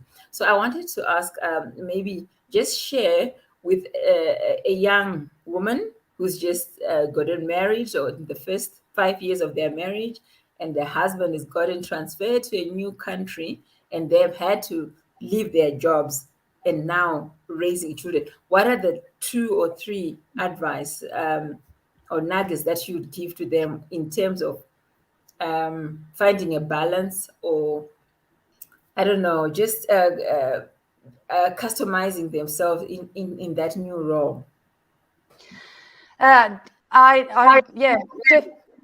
definitely taking the time to be allowing yourself to enjoy the moment, taking away that thought of pressure of that you're not what we should be doing, and instead living, instead of building that resilience, or building up a sense of that we are not achieving. It's just allowing ourselves to live in the moment, allowing ourselves to enjoy, being allowed to have that pleasure and privilege of looking after our children, taking time to explore, and rather than feeling being able to see what is available to us instead of what is not, and just really being, even things like gratitude cards, of being able to recognize what is right in front of us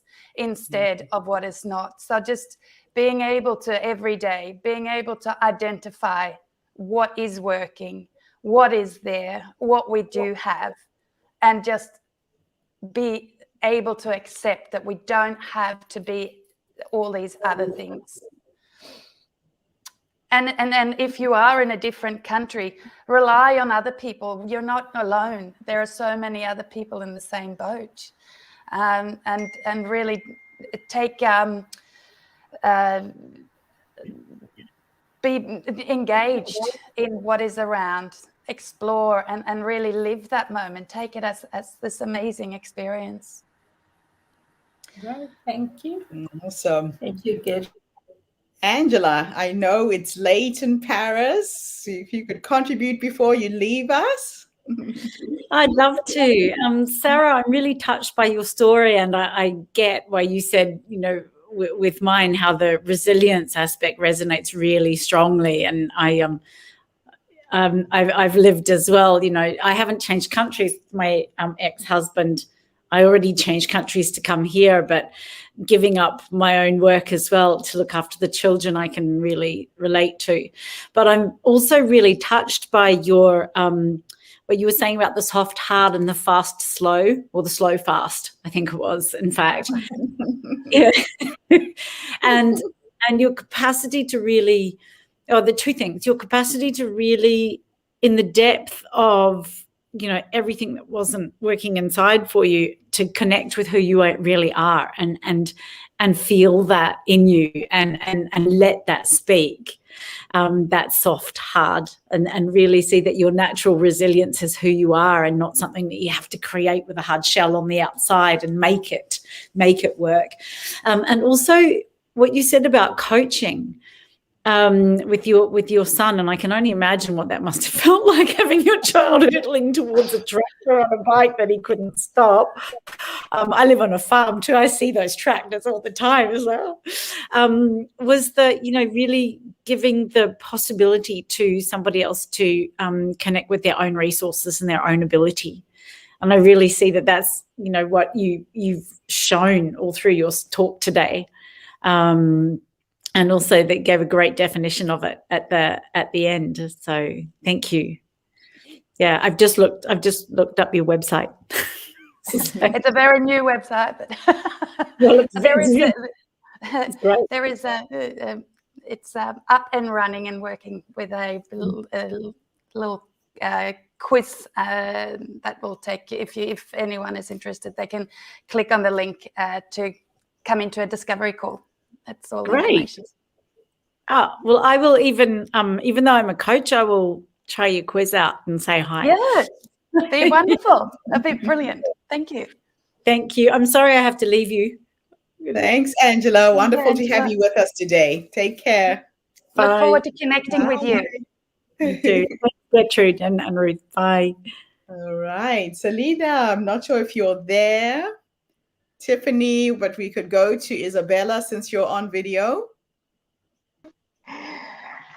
Yeah, thanks very much, Sarah. It's a lovely presentation. I really don't have much, but I was really touched by your life story, and also I'm just so proud of you when you said you gave up your unhealthy habits. So yeah, I'm proud of you for that, and I'm still trying to get rid of some of my unhealthy habits. It's a journey I'm going through, but I know I'll get there. So thanks for that. You really inspired me. Well, being aware of them is the first step. We've got to start somewhere, and we can't compare our beginning to someone else's end. We're starting at our own journey, and the first thing is identifying and getting someone to help. Reach out. That's what's so beautiful in the development of networks like this, and people sharing their stories and helping others, is that we don't have to do it alone. There is some expression as well. 5 minutes with an expert is worth 3 months in the library, and that's just being able to reach out, to not have to go through unnecessary hardship. It's absolutely getting so much more acceptable, and it's fantastic. Wonderful. Yeah, that's awesome. Cam, would you like to go next?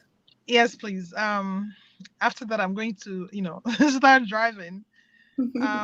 Sarah, thank you so much. While you were speaking, it was like you were speaking to me. I felt you, I understood you, and definitely appreciate the journey that you went through, because a lot of times we experience some seasons to get to our destined destination.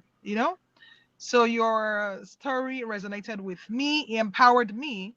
And like you rightly said just a few minutes ago, it's very necessary to be aware of those things that actually make you weak. When you're not aware, even though you're feeling a certain way, but if you're not aware of those things, what they are exactly, then how are you going to break those chains to be able to break free? So I like how you used Michael Jackson, Man in the Mirror. A lot of times, a lot of people don't do that. I know I've looked at myself in the mirror. About 12, 13 years ago, I was going through my own storm. And when I actually decided to make a decision was when I looked in the mirror, and like you didn't know who it was. I couldn't see me. I actually thought someone else was in the bathroom with me, but it was me. That at that point, I knew something had to change.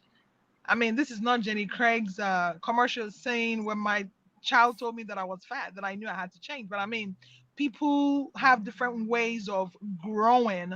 But before we grow, most times, a lot of times rather, we are broken in pieces for us to come back as a whole. So thank you for your story. I'm very happy that you were able to break those chains that shackled you for a long time mentally. And it still goes back to what I shared before. It's all about the mindset. And I like your website, myfreemind.com. My Free Mind. It's all about the mindset. How we think is what we do. So I'm very thankful for you where you are. I'm thankful for where you were, because if not for where you were, you wouldn't be where you are today. So I'm praying that your journey will continue to help you grow to become a better Sarah. So thank you for sharing. Thank you so much. Awesome. It's actually a wonderful and very healthy litmus test is to look yourself into your eyes in the mirror and see how that feels, and just to get an idea of where you're at within yourself.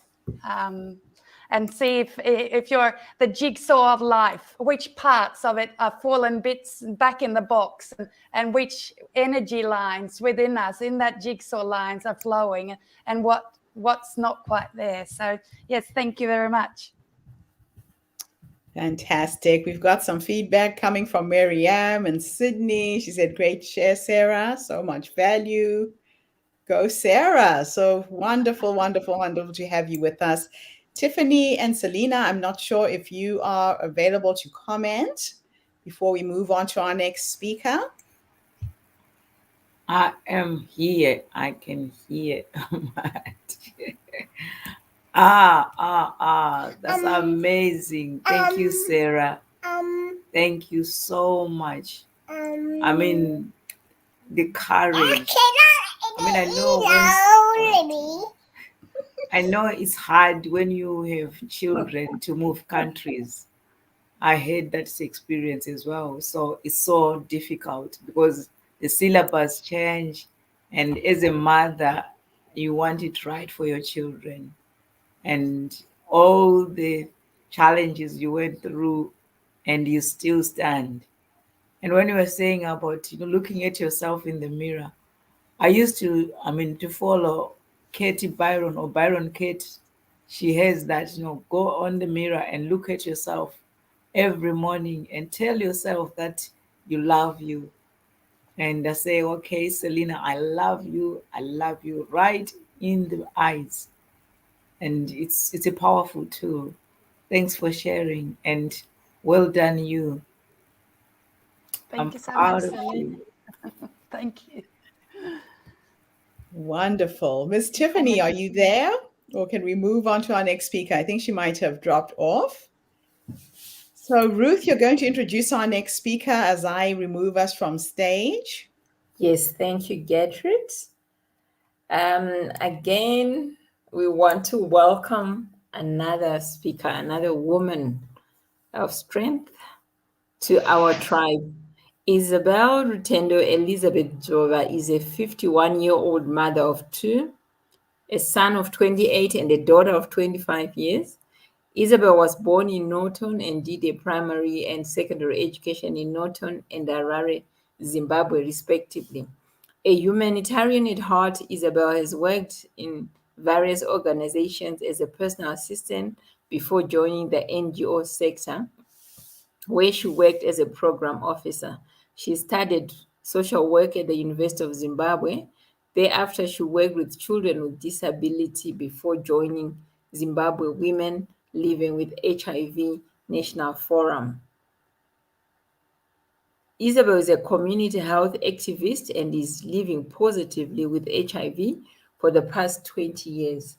A team player of note, Isabel thrives to make the world a better place and advocates for access to quality and affordable health services for all. She's currently working tirelessly to raise awareness about challenges and gaps mental health patients face and ending stigma and discrimination towards mental health patients.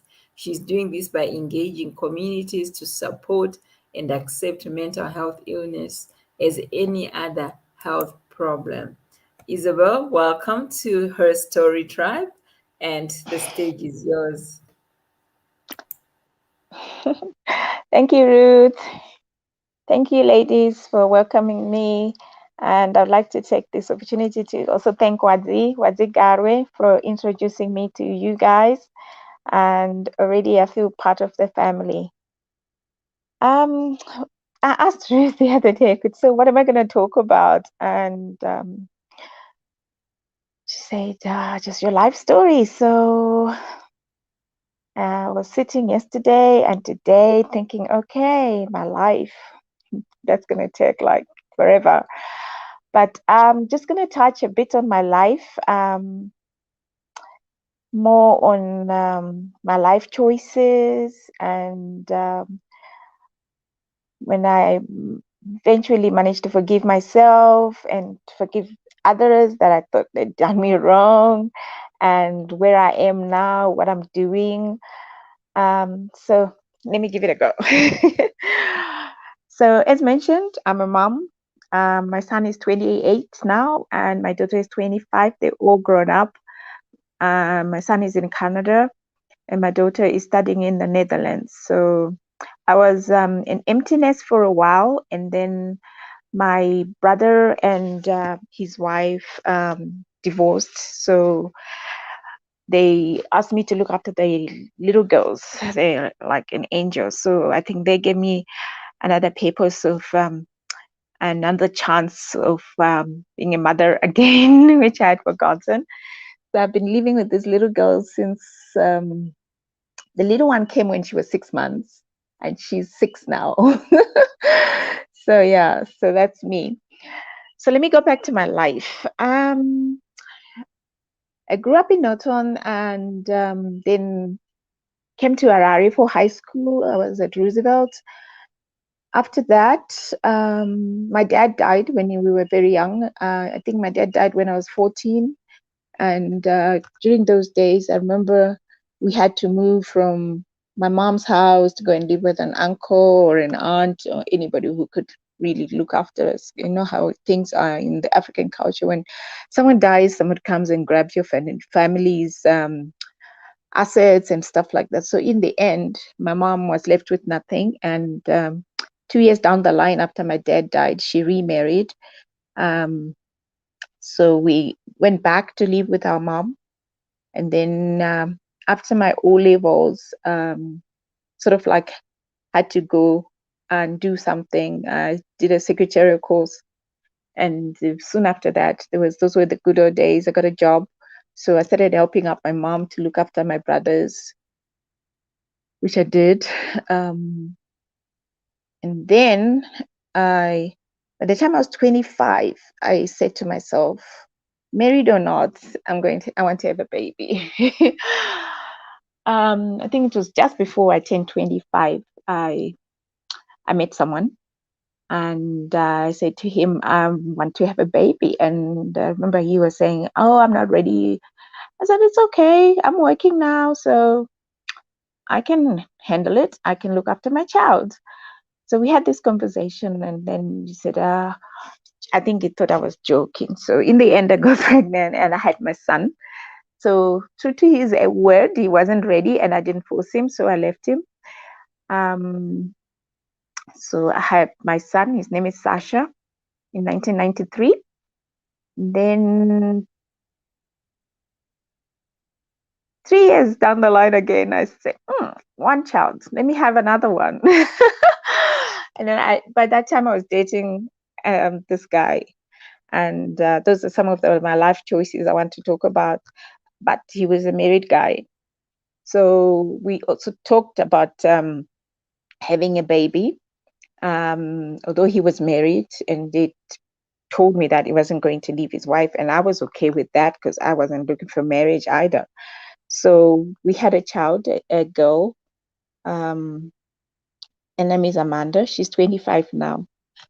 So after that, I said, okay, I'm done with this children baby making. And then I was working, obviously. So I was a single mom, 2 young kids. Then I met a guy again, married, and fell in love with him, and I thought he was also in love with me. And we dated for 5 years. We practically lived together for 5 years. I don't know how he was doing it because most of the time he was at my place. And then in 2001, he passed away. So before that, let me just take you back. When I met him, I think it was 97, 98. We started talking. He started saying, oh, I also want to have a baby with you and stuff like that. And I said, oh, okay, I think it's best if we do a HIV test. But then he said, oh, I don't need an HIV test. You know how it goes. So I went. It wasn't my first time. I was always going for my HIV test. And then I went back to my doctor. I said, look, I'm dating someone and we're thinking about having a baby. So can you do another HIV test on me? And then he said, Bella, there's no point of you coming by yourself when you don't bring your partner. And I said, well, if I'm okay, I'm sure he'll be okay too. And then my doctor told me, I remember you were saying, no, it's not the same. So anyway, I had the test in 1998 and then it was still negative. And then I was like, okay, I can go ahead and try for another baby. But as God would have it, that didn't happen. We didn't have a baby with this guy. And he passed away in December 2001. So soon after he died, something at the back of my head, he didn't get sick or anything. He just had like a malaria thingy for a week. And then he was gone. Something at the back of my head said, Bella, I think go for another HIV test. So I went. I think I went back. That was February 2002. And then I got tested. And this time the test came back net positive. And I went back to my doctor and said, look, he said, I told you. But then anyway, I said, okay, it's water under the bridge. So what do I do? So those days, one didn't have to go on ARV as long as your CD4 count was still up there. Before the WHO started saying anybody who's positive is treatment. So I stayed. He just told me, eat healthy, don't stress, and use protection. A little late for that, but anyway, still you need to look after yourself. So I said, okay, but all right. So I said, okay, how do I accept this? How do I tell my mom? How do I tell my family? It took me like quite some time, but my sister, I have a very good sister. I told her on the day that I got the results. My mom was something else because she's got high blood pressure, and how to tell her. And that those days there was this stigma that anybody who's HIV positive is just going to die.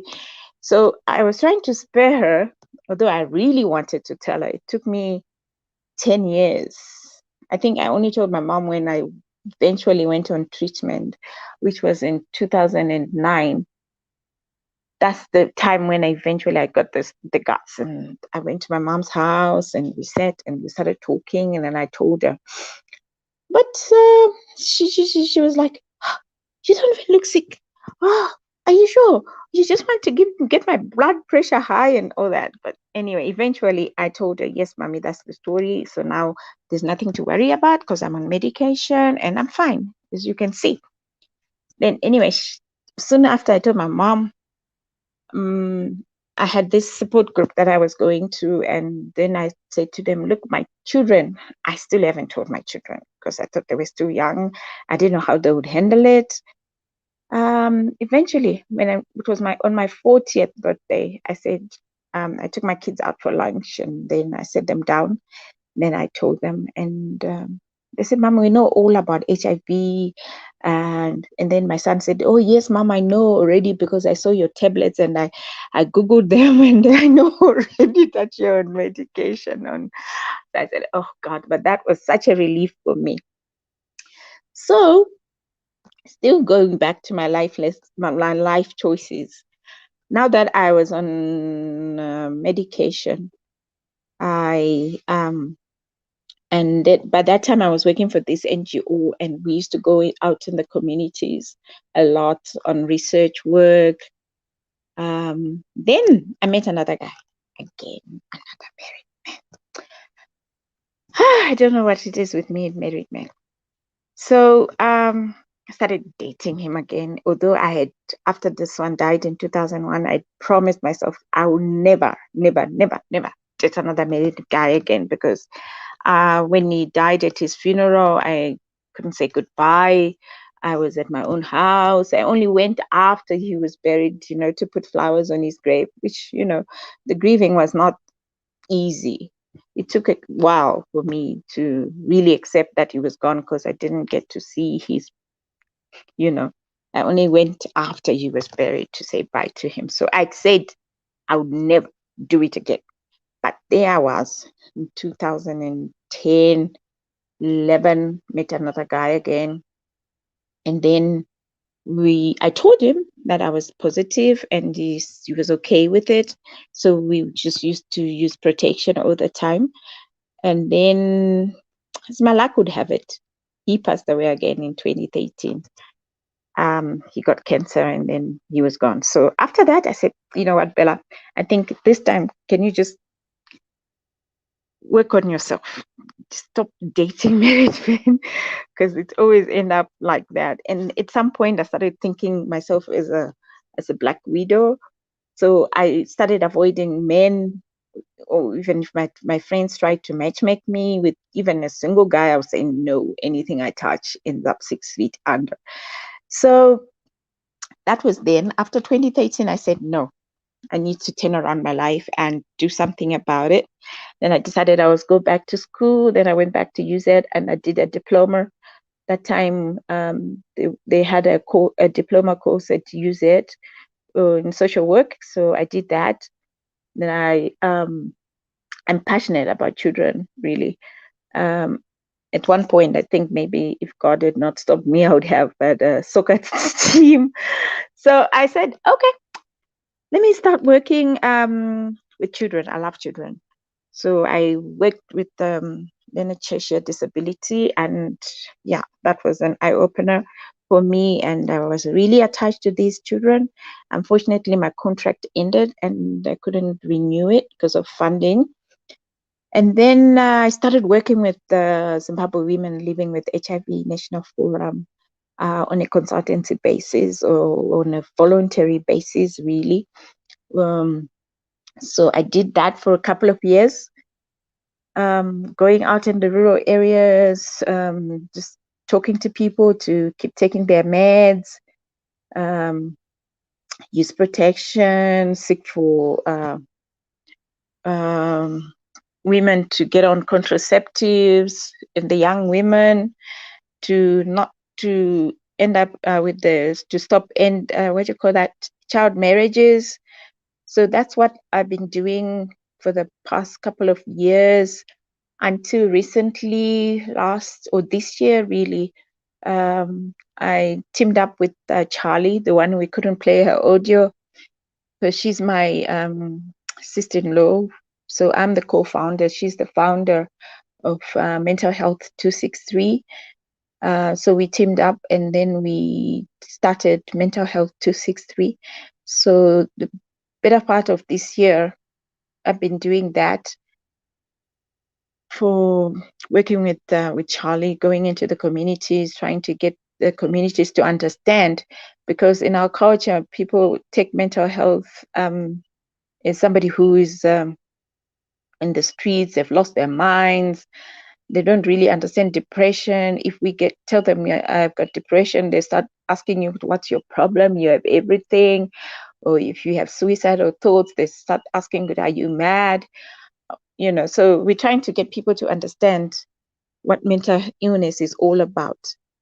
And also what I'm trying to do now, as I know better, is empowering young girls and just telling them not to make the right choices of their life. I never got a chance of anybody talking to me about life, really, and life's choices. So I'm trying any chance that I get these days, like we go online, we form my little groups and just talk to young girls and try to empower them to own their space, their beauty, to be confident and to reach for their dreams. And I also try to tell them that they are loved, something that we never grew up being told. I don't remember even my mom telling me that she loves me, although I know that she does, but telling me is something else. It's only now when I started telling her, I love you, mommy. That's when she said, I love you too. But when we were growing up, it never used to happen. So just telling the girls that they are loved, I think it goes a long way. And I always tell them to be their own, to be you, not to be a copycat of somebody else, and to hold on to their dreams and to reach for the stars. So that's what I'm doing now. Basically, that's about it, I think. Thank you. Wow. What a story. So many insights, so many things that we can learn from you, Isabella. So I have a question for you. Yeah. You had a pattern that kept repeating in your life. Mm. The pattern with the married men.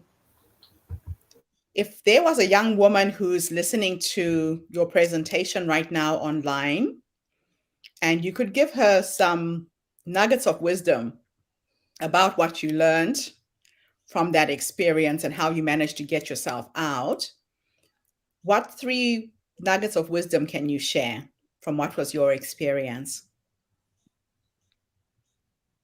Okay. I would tell them, do not, do not get involved with a married man for a start. Mm. Love yourself. Uh, do not try to be here we call it a substitute or a spare wheel. It just doesn't work. The married men will tell you, eventually some will tell you they'll leave their wives, but they never. So I found that you actually lose your self-love in the process, trying to please this guy and hoping one day he's going to leave his wife and come to you, but it never happens. So just do not get into there. Yeah. Love yourself enough to say, no, I am not going to be a spare wheel. That's what I would tell them. And now that you are on the other side, you've learned to set these boundaries just to protect yourself. I think Sarah mentioned about setting boundaries for yourselves. Again, if there was a conversation with you and your younger self, you could go back to that young woman and give her advice on how to set boundaries, how to know when not to cross the line or go another way. What advice would you give her? I would give me advice to just tell me that, Bella, you are worth more than what you're getting yourself into. Yeah. Because I don't think I realized then that I could do this on my own. And then another thing that I forgot to talk about is somehow these married men were much older than me. And in hindsight, I thought maybe I was looking for a father figure since my dad died early. So maybe that's why I was dating these older guys. It's something that I've been thinking quite a lot, But maybe that's why. Maybe I was looking for a father figure in these guys. But I think maybe I just trying someone to validate me. And Yeah. maybe that validation was coming from an older guy. But now I think I know better. I know myself. So I will not do it again. So, my last question is, you seem like such a positive person, and HIV has had such a negative stigma. What have you done to keep yourself positive? A lot of people will buy into the stigma. They don't want to talk about it. And the less they talk about it, they're kind of feeling ashamed of something that they contracted. And sometimes it's not even your fault. How do you live positively with HIV? I think I was lucky enough that when I found out, my doctor was very, very good. He put me through to counselors and a doctor that spoke to me and told me that, look, this is not a death sentence. And I remember the therapist that the counselors that I went to see also managed to talk to me and got me in touch with the support groups. Uh, so that really helps. Even now, we still have a support group that we talk to, although now it's mostly online.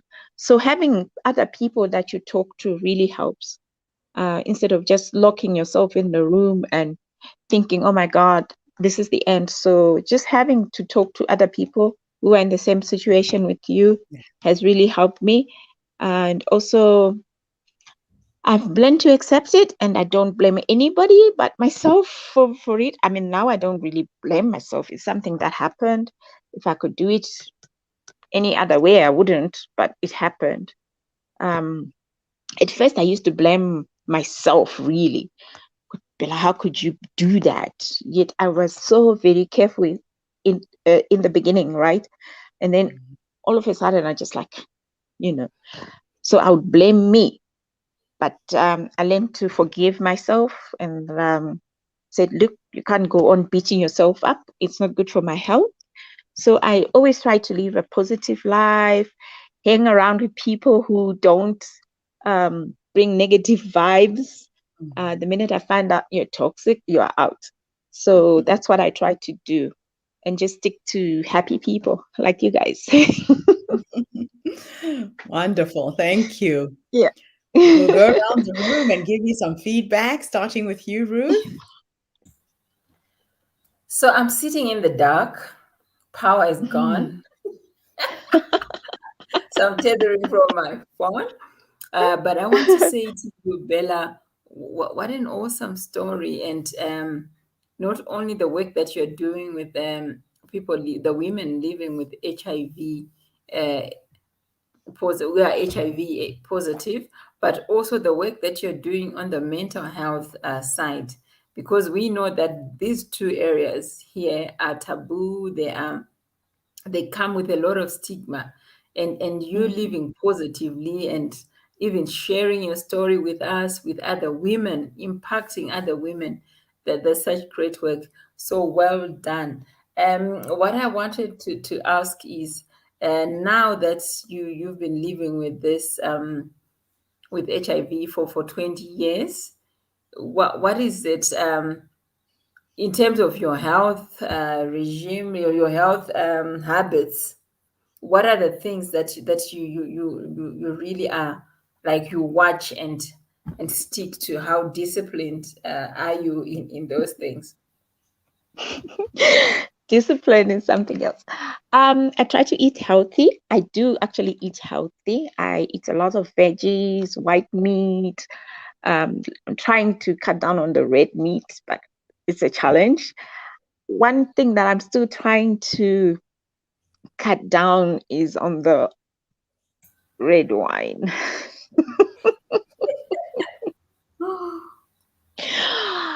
Even my doctor, he's been telling me to cut down on the booze. I'm still struggling on that one, but I'm winning. These days I like only take some over the weekend, only if I have to. But before, it would be like every day I have my glass, every day I have my glass. But I'm winning slowly. That's why I was saying to Sarah, I still have some bad habits that I'm trying to kick off. Yeah, and it's okay to start to win slowly, isn't it? Mm-hmm.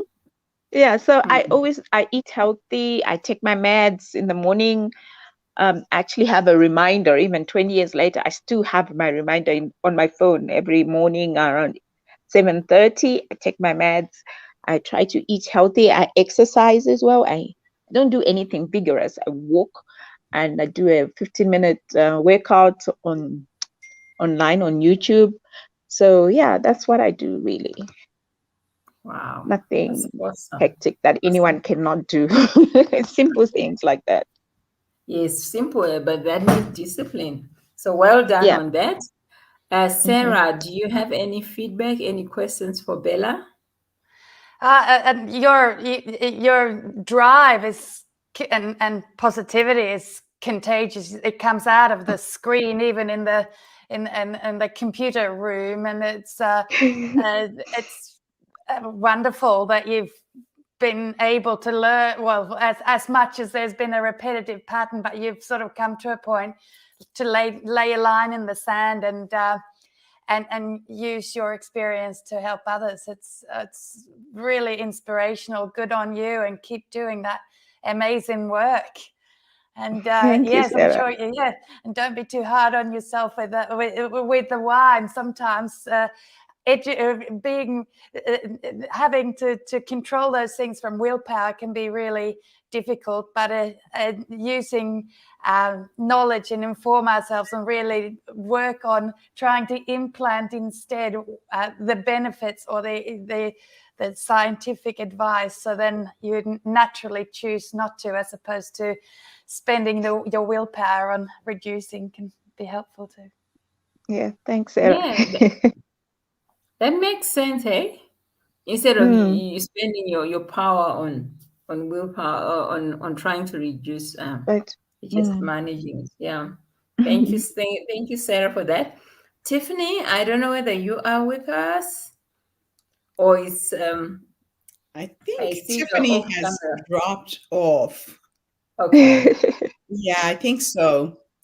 All And I right. can see Selena is busy with the little one, so we will move on to. Oh no, here she is. Say one thing, I can't miss that, Isabella.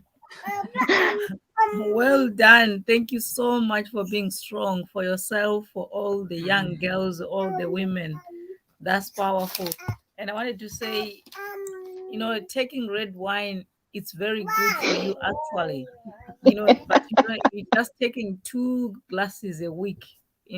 That's because the nutrients in the red wine, they're very good for yourself. I mean, I don't drink, but I've as a health coach, that's what I learned. That is Okay. it's good for you. Yeah. So don't beat yourself up. Just give up when you are ready and Yeah, keep on shining. Well done. thanks. Thanks, Thank you, Sarah. Selena.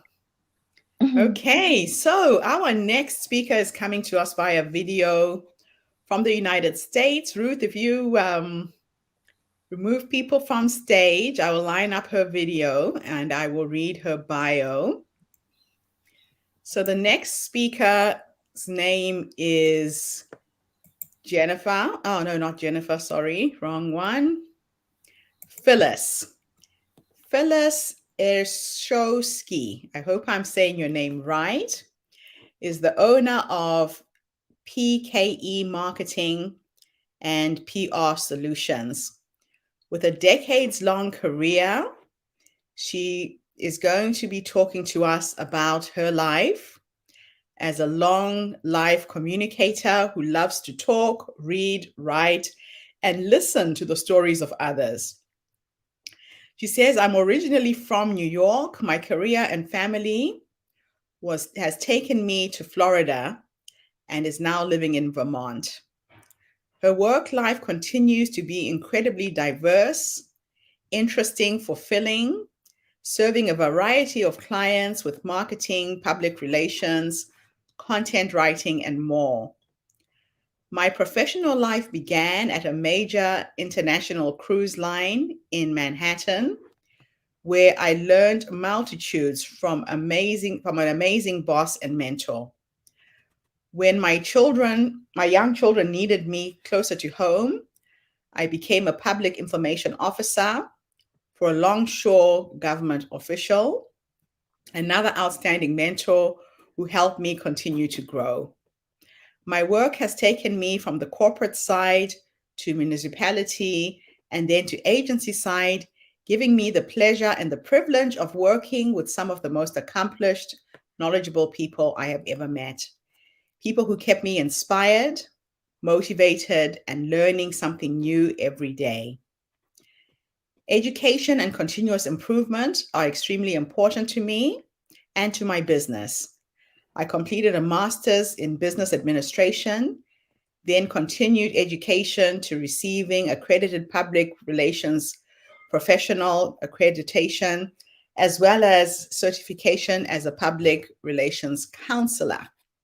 So thank you so much, Phyllis, for gracing us with your presence, be it virtually today. We're going to share your video, and then we will have a panel discussion about it and give you some feedback.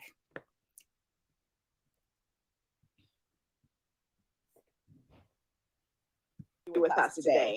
Well, first of all, I am so thrilled to be here. I have not had much opportunity to be in an international forum, so this is very exciting for me and very new. My name is Phyllis Urshowski, and I am calling in from Florence, Vermont, where we have lived for just 1 year. We moved here from Florida and we're originally from New York. So it's the third place that I've lived in my life.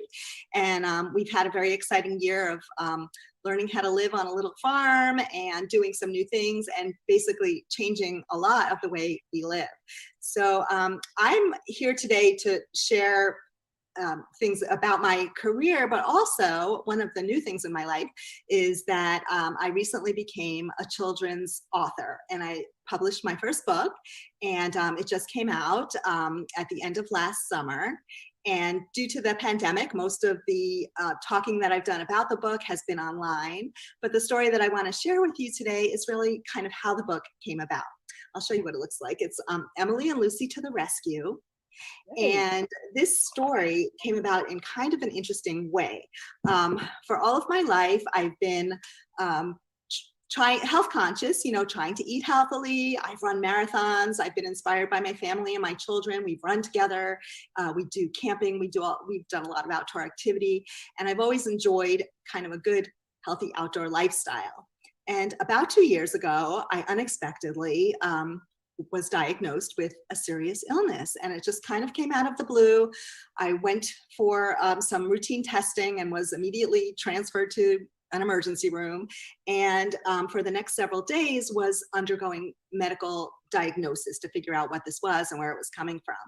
So during this period, my family, who's so supportive and who I just love so much, they kind of rallied around me and gave me their support. And my daughter was immediately, putting her life on hold and came to be with me and went to meet with me to all the appointments and to my first treatments when they did, find out my diagnosis. And it was just so, it just filled my heart and was really just touching to me. And I was having many dreams, very vivid dreams during this time. And one of them was I was dreaming about Emily as a child, even though she is now an adult. And her dog, Lucy, who she didn't have until she was an adult, but in my dreams, she was a child with Lucy. And through love and compassion and kindness and just being so connected to me in the story and in my dream, she is able to help get through a very, very challenging time. So it occurred to me when I woke up that there must be many children all over the world who have, illness in their family, sickness, sick loved ones, or other challenges that they're facing.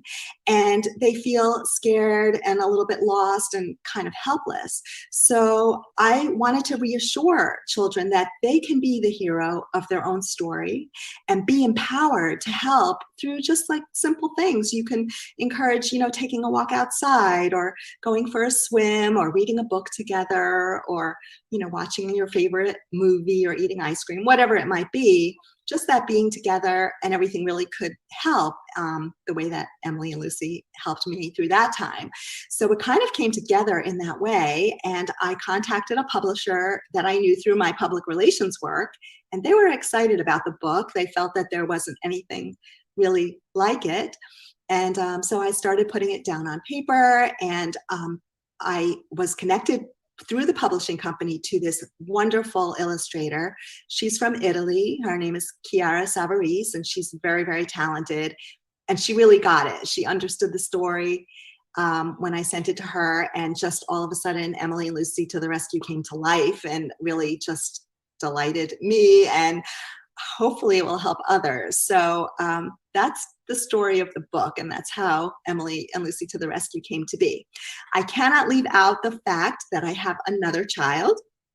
His name is Michael, and he also, as soon as Emily had returned home, he surprised me at my door one day, and also, was there in great support. So there will be a sequel, and at least 2, and maybe even 3 books, so that the series is dedicated to helping children going through difficult times. What a fascinating story. Thank you. It's amazing what happens when we go through major life challenges, especially health-wise. I'm recovering from heart failure. So I went through a separation, divorce, ended up on my back in a rice field in Indonesia, in Bali. But for me, it was a slap in the face to wake up to life again. I wasn't in a very good place psychologically, but just that little brush with death really brought me back. And I think I'm the fullest expression of myself like I have never been before. So something good came out of it. Something good came out of it, yes. Now, you've just touched on how this book is going to help a lot of children cope with illness at this moment in time. The pandemic that we're all experiencing globally is brushing on all of us. I don't think there's anybody who's going to come out of this experience unscathed in some way.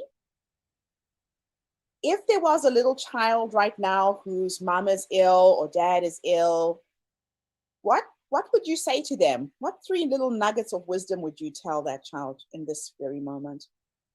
I would want the child to know that it's okay to feel sad. It's okay to be scared and not to know what happens next, but to know that you are loved and that you can love, and that will help see you through and face the challenge. So. And yeah, we are going through an interesting time. Let's just put it that way. And I really love the fact that you're incorporating your children in this series of books. Yes. This is now a series of books. They are the inspiration. They're the inspiration for the book. So tell us a little bit about your kids. They're my heart.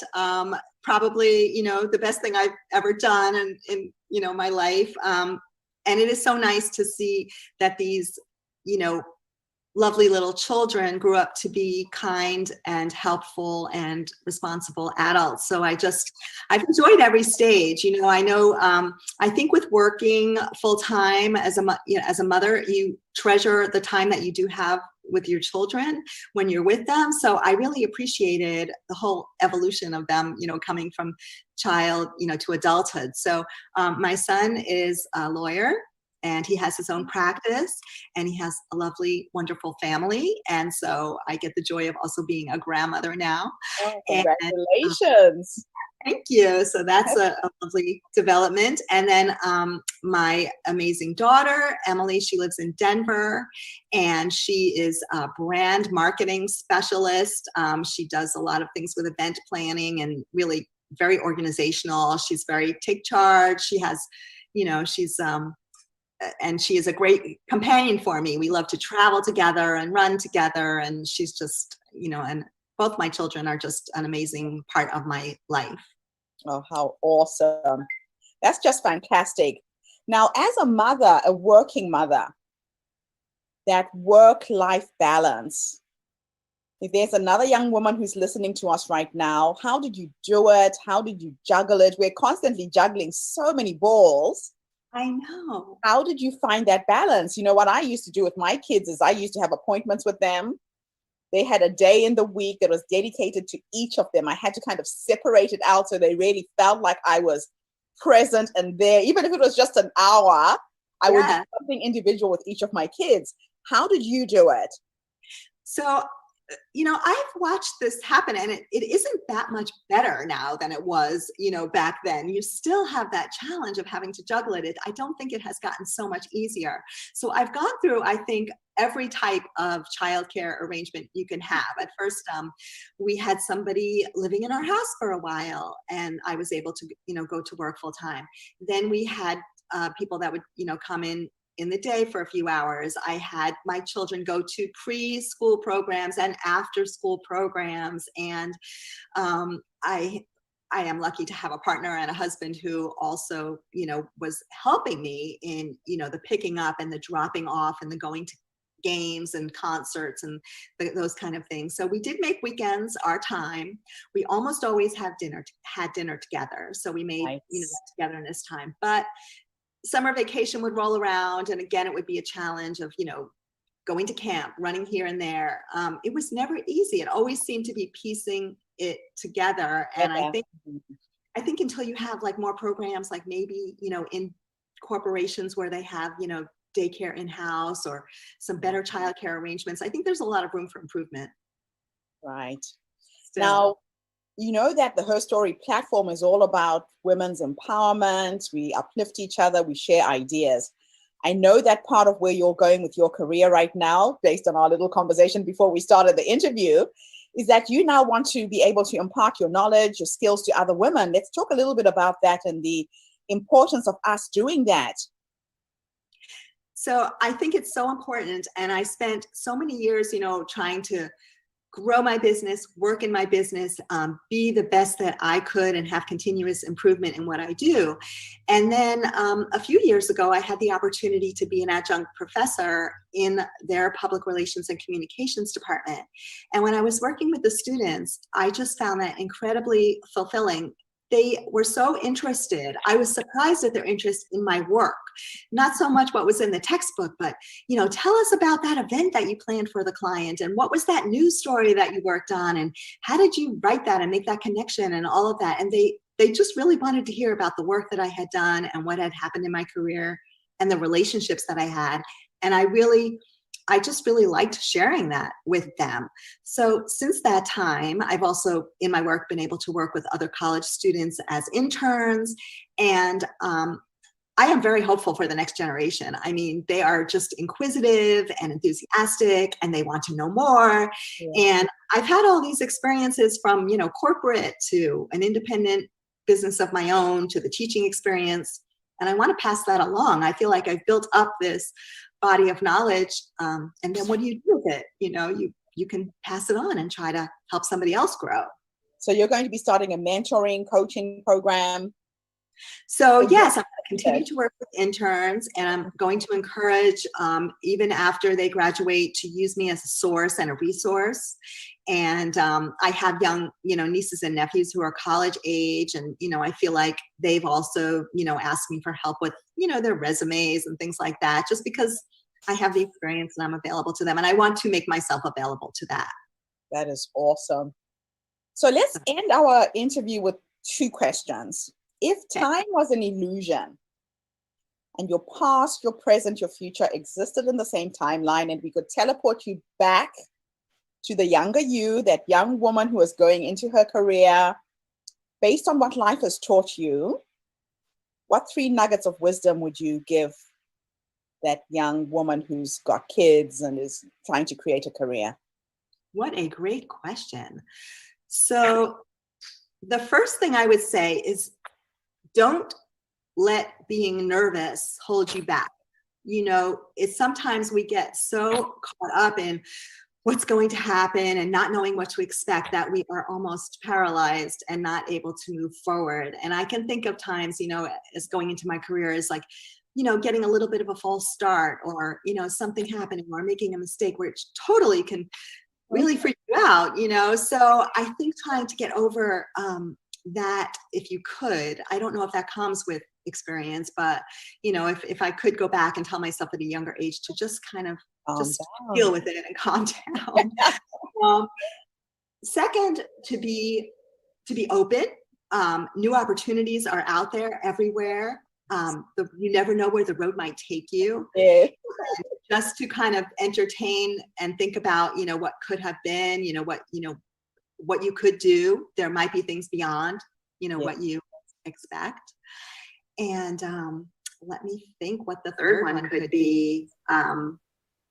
As a mother and as a parent, just really try to enjoy every minute. It's so cliche to say that it comes so fast and you're going to miss it, but it's the reason it's a cliche. True. It's true.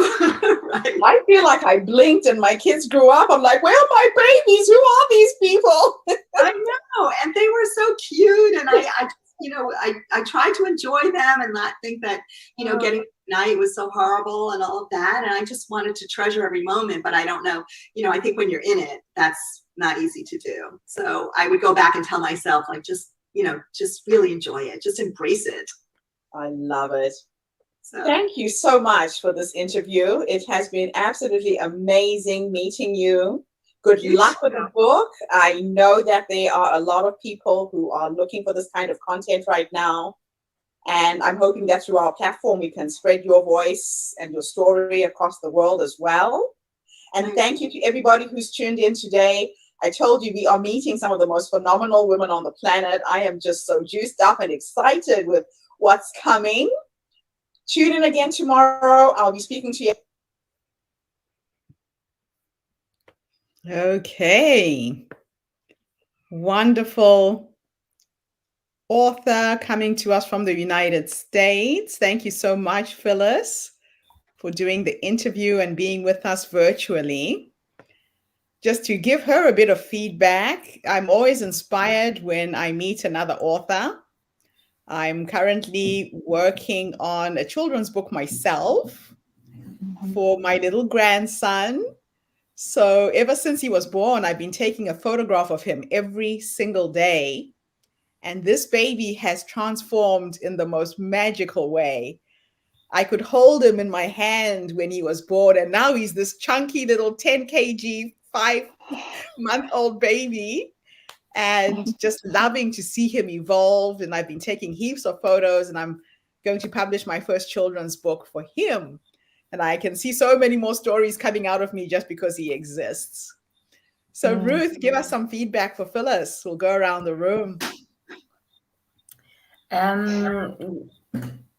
Well, Phyllis, I love it that your children are your inspiration and they're the characters in your books. And she talks about juggling career and motherhood, and then having help, like all kinds of childcare. Because you asked, how do you do it, or how did you do it? And one of the things that we are grateful about here in Africa is our support system. When you have a baby, you have your mother, you have your mother-in-law, you have friends that they will help raise this child. And I think that's what Gertrude has done. Like, moved to Australia unofficially, so that she's there for her daughter, for her grandson, and be part of it. So I love it that even Matilda, your grandson, has inspired you to write the children's series that's coming out. So I'm excited to see that. But Phyllis, well done, and for the work that she's doing. When she says she's amassed so much experience and expertise over the years that she just want to leave it to the younger generation. I love that, because that's really how the next generation will go on with the wisdom from an older generation, the impartation and the teachings. So I love that she's doing that. Well done, Phyllis. Thank you, Ruth. Sarah. Yes, thank you. I know it was great to hear, and there was a lot of things that I picked up on it in Phyllis's talk. But also for me, from where I was coming from today, it also highlights the two different sides of the challenge of being a mother. We're struggling so much, whether we are giving up our career and struggling with our own belief system, or we are carrying the career and struggling with the belief system of how we are, if not being there enough for our children. and how that it's not an easy, there is no easy place to be as a mother. We've got so many expectations on us. And she made the point that when you are working full time, it is, in a way, the time that you do spend with your children is quality time because it's less. And so there's a lot.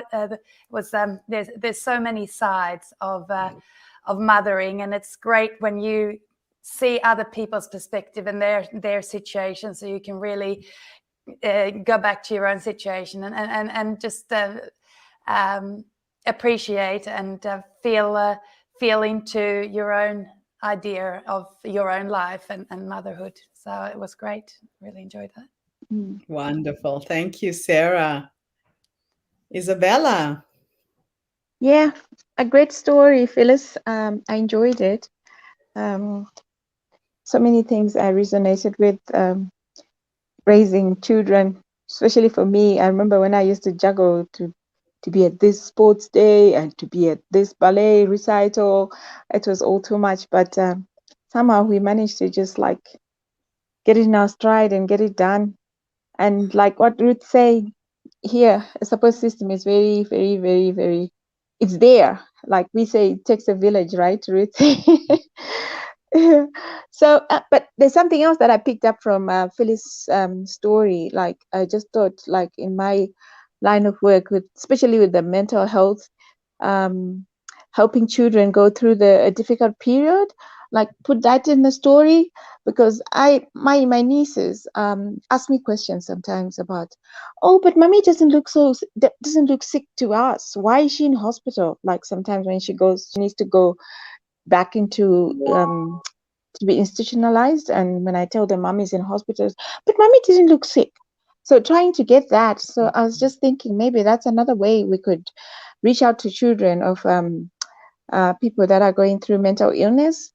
So that's what I got. So I got something out of that and something to think about for our next year programs. So thank you, awesome. Phyllis. Yeah. Isabella.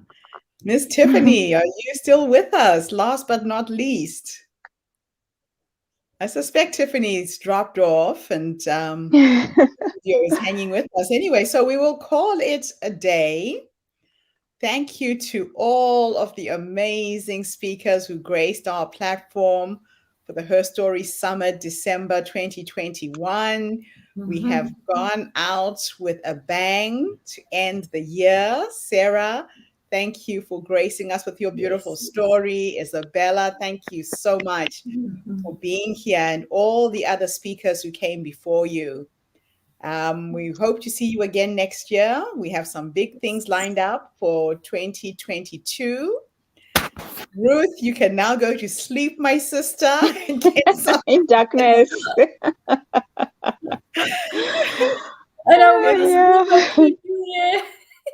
It's been challenging, I know, but thank you for showing up every single day and doing what you do to support the movement. And Tiffany, when you watch this replay, I see you were here with us like a ghost in the end. It was wonderful to have you with us. Like a guardian angel watching over us. Morning, evening, wherever you are in the world, until we see you again in 2022. Go onto our website, register to speak. Do not go to your grave with your story. We are looking for more women to step up to the plate. And Sarah, I'll connect with you when we do your podcast interview. Yeah, looking forward to it. I'll get that organized. That sounds fantastic. I've really enjoyed today. Thank you. It's been wonderful. Wonderful to have had you with us. Yes, thank you. Merry Christmas. It was really a pleasure meeting you guys. Take care, Isabella. You too. We will connect when we do your podcast interview, okay? Thank you, Gertrude. Bye-bye, everybody. I hope to see you in person soon. We will meet in person. Yeah.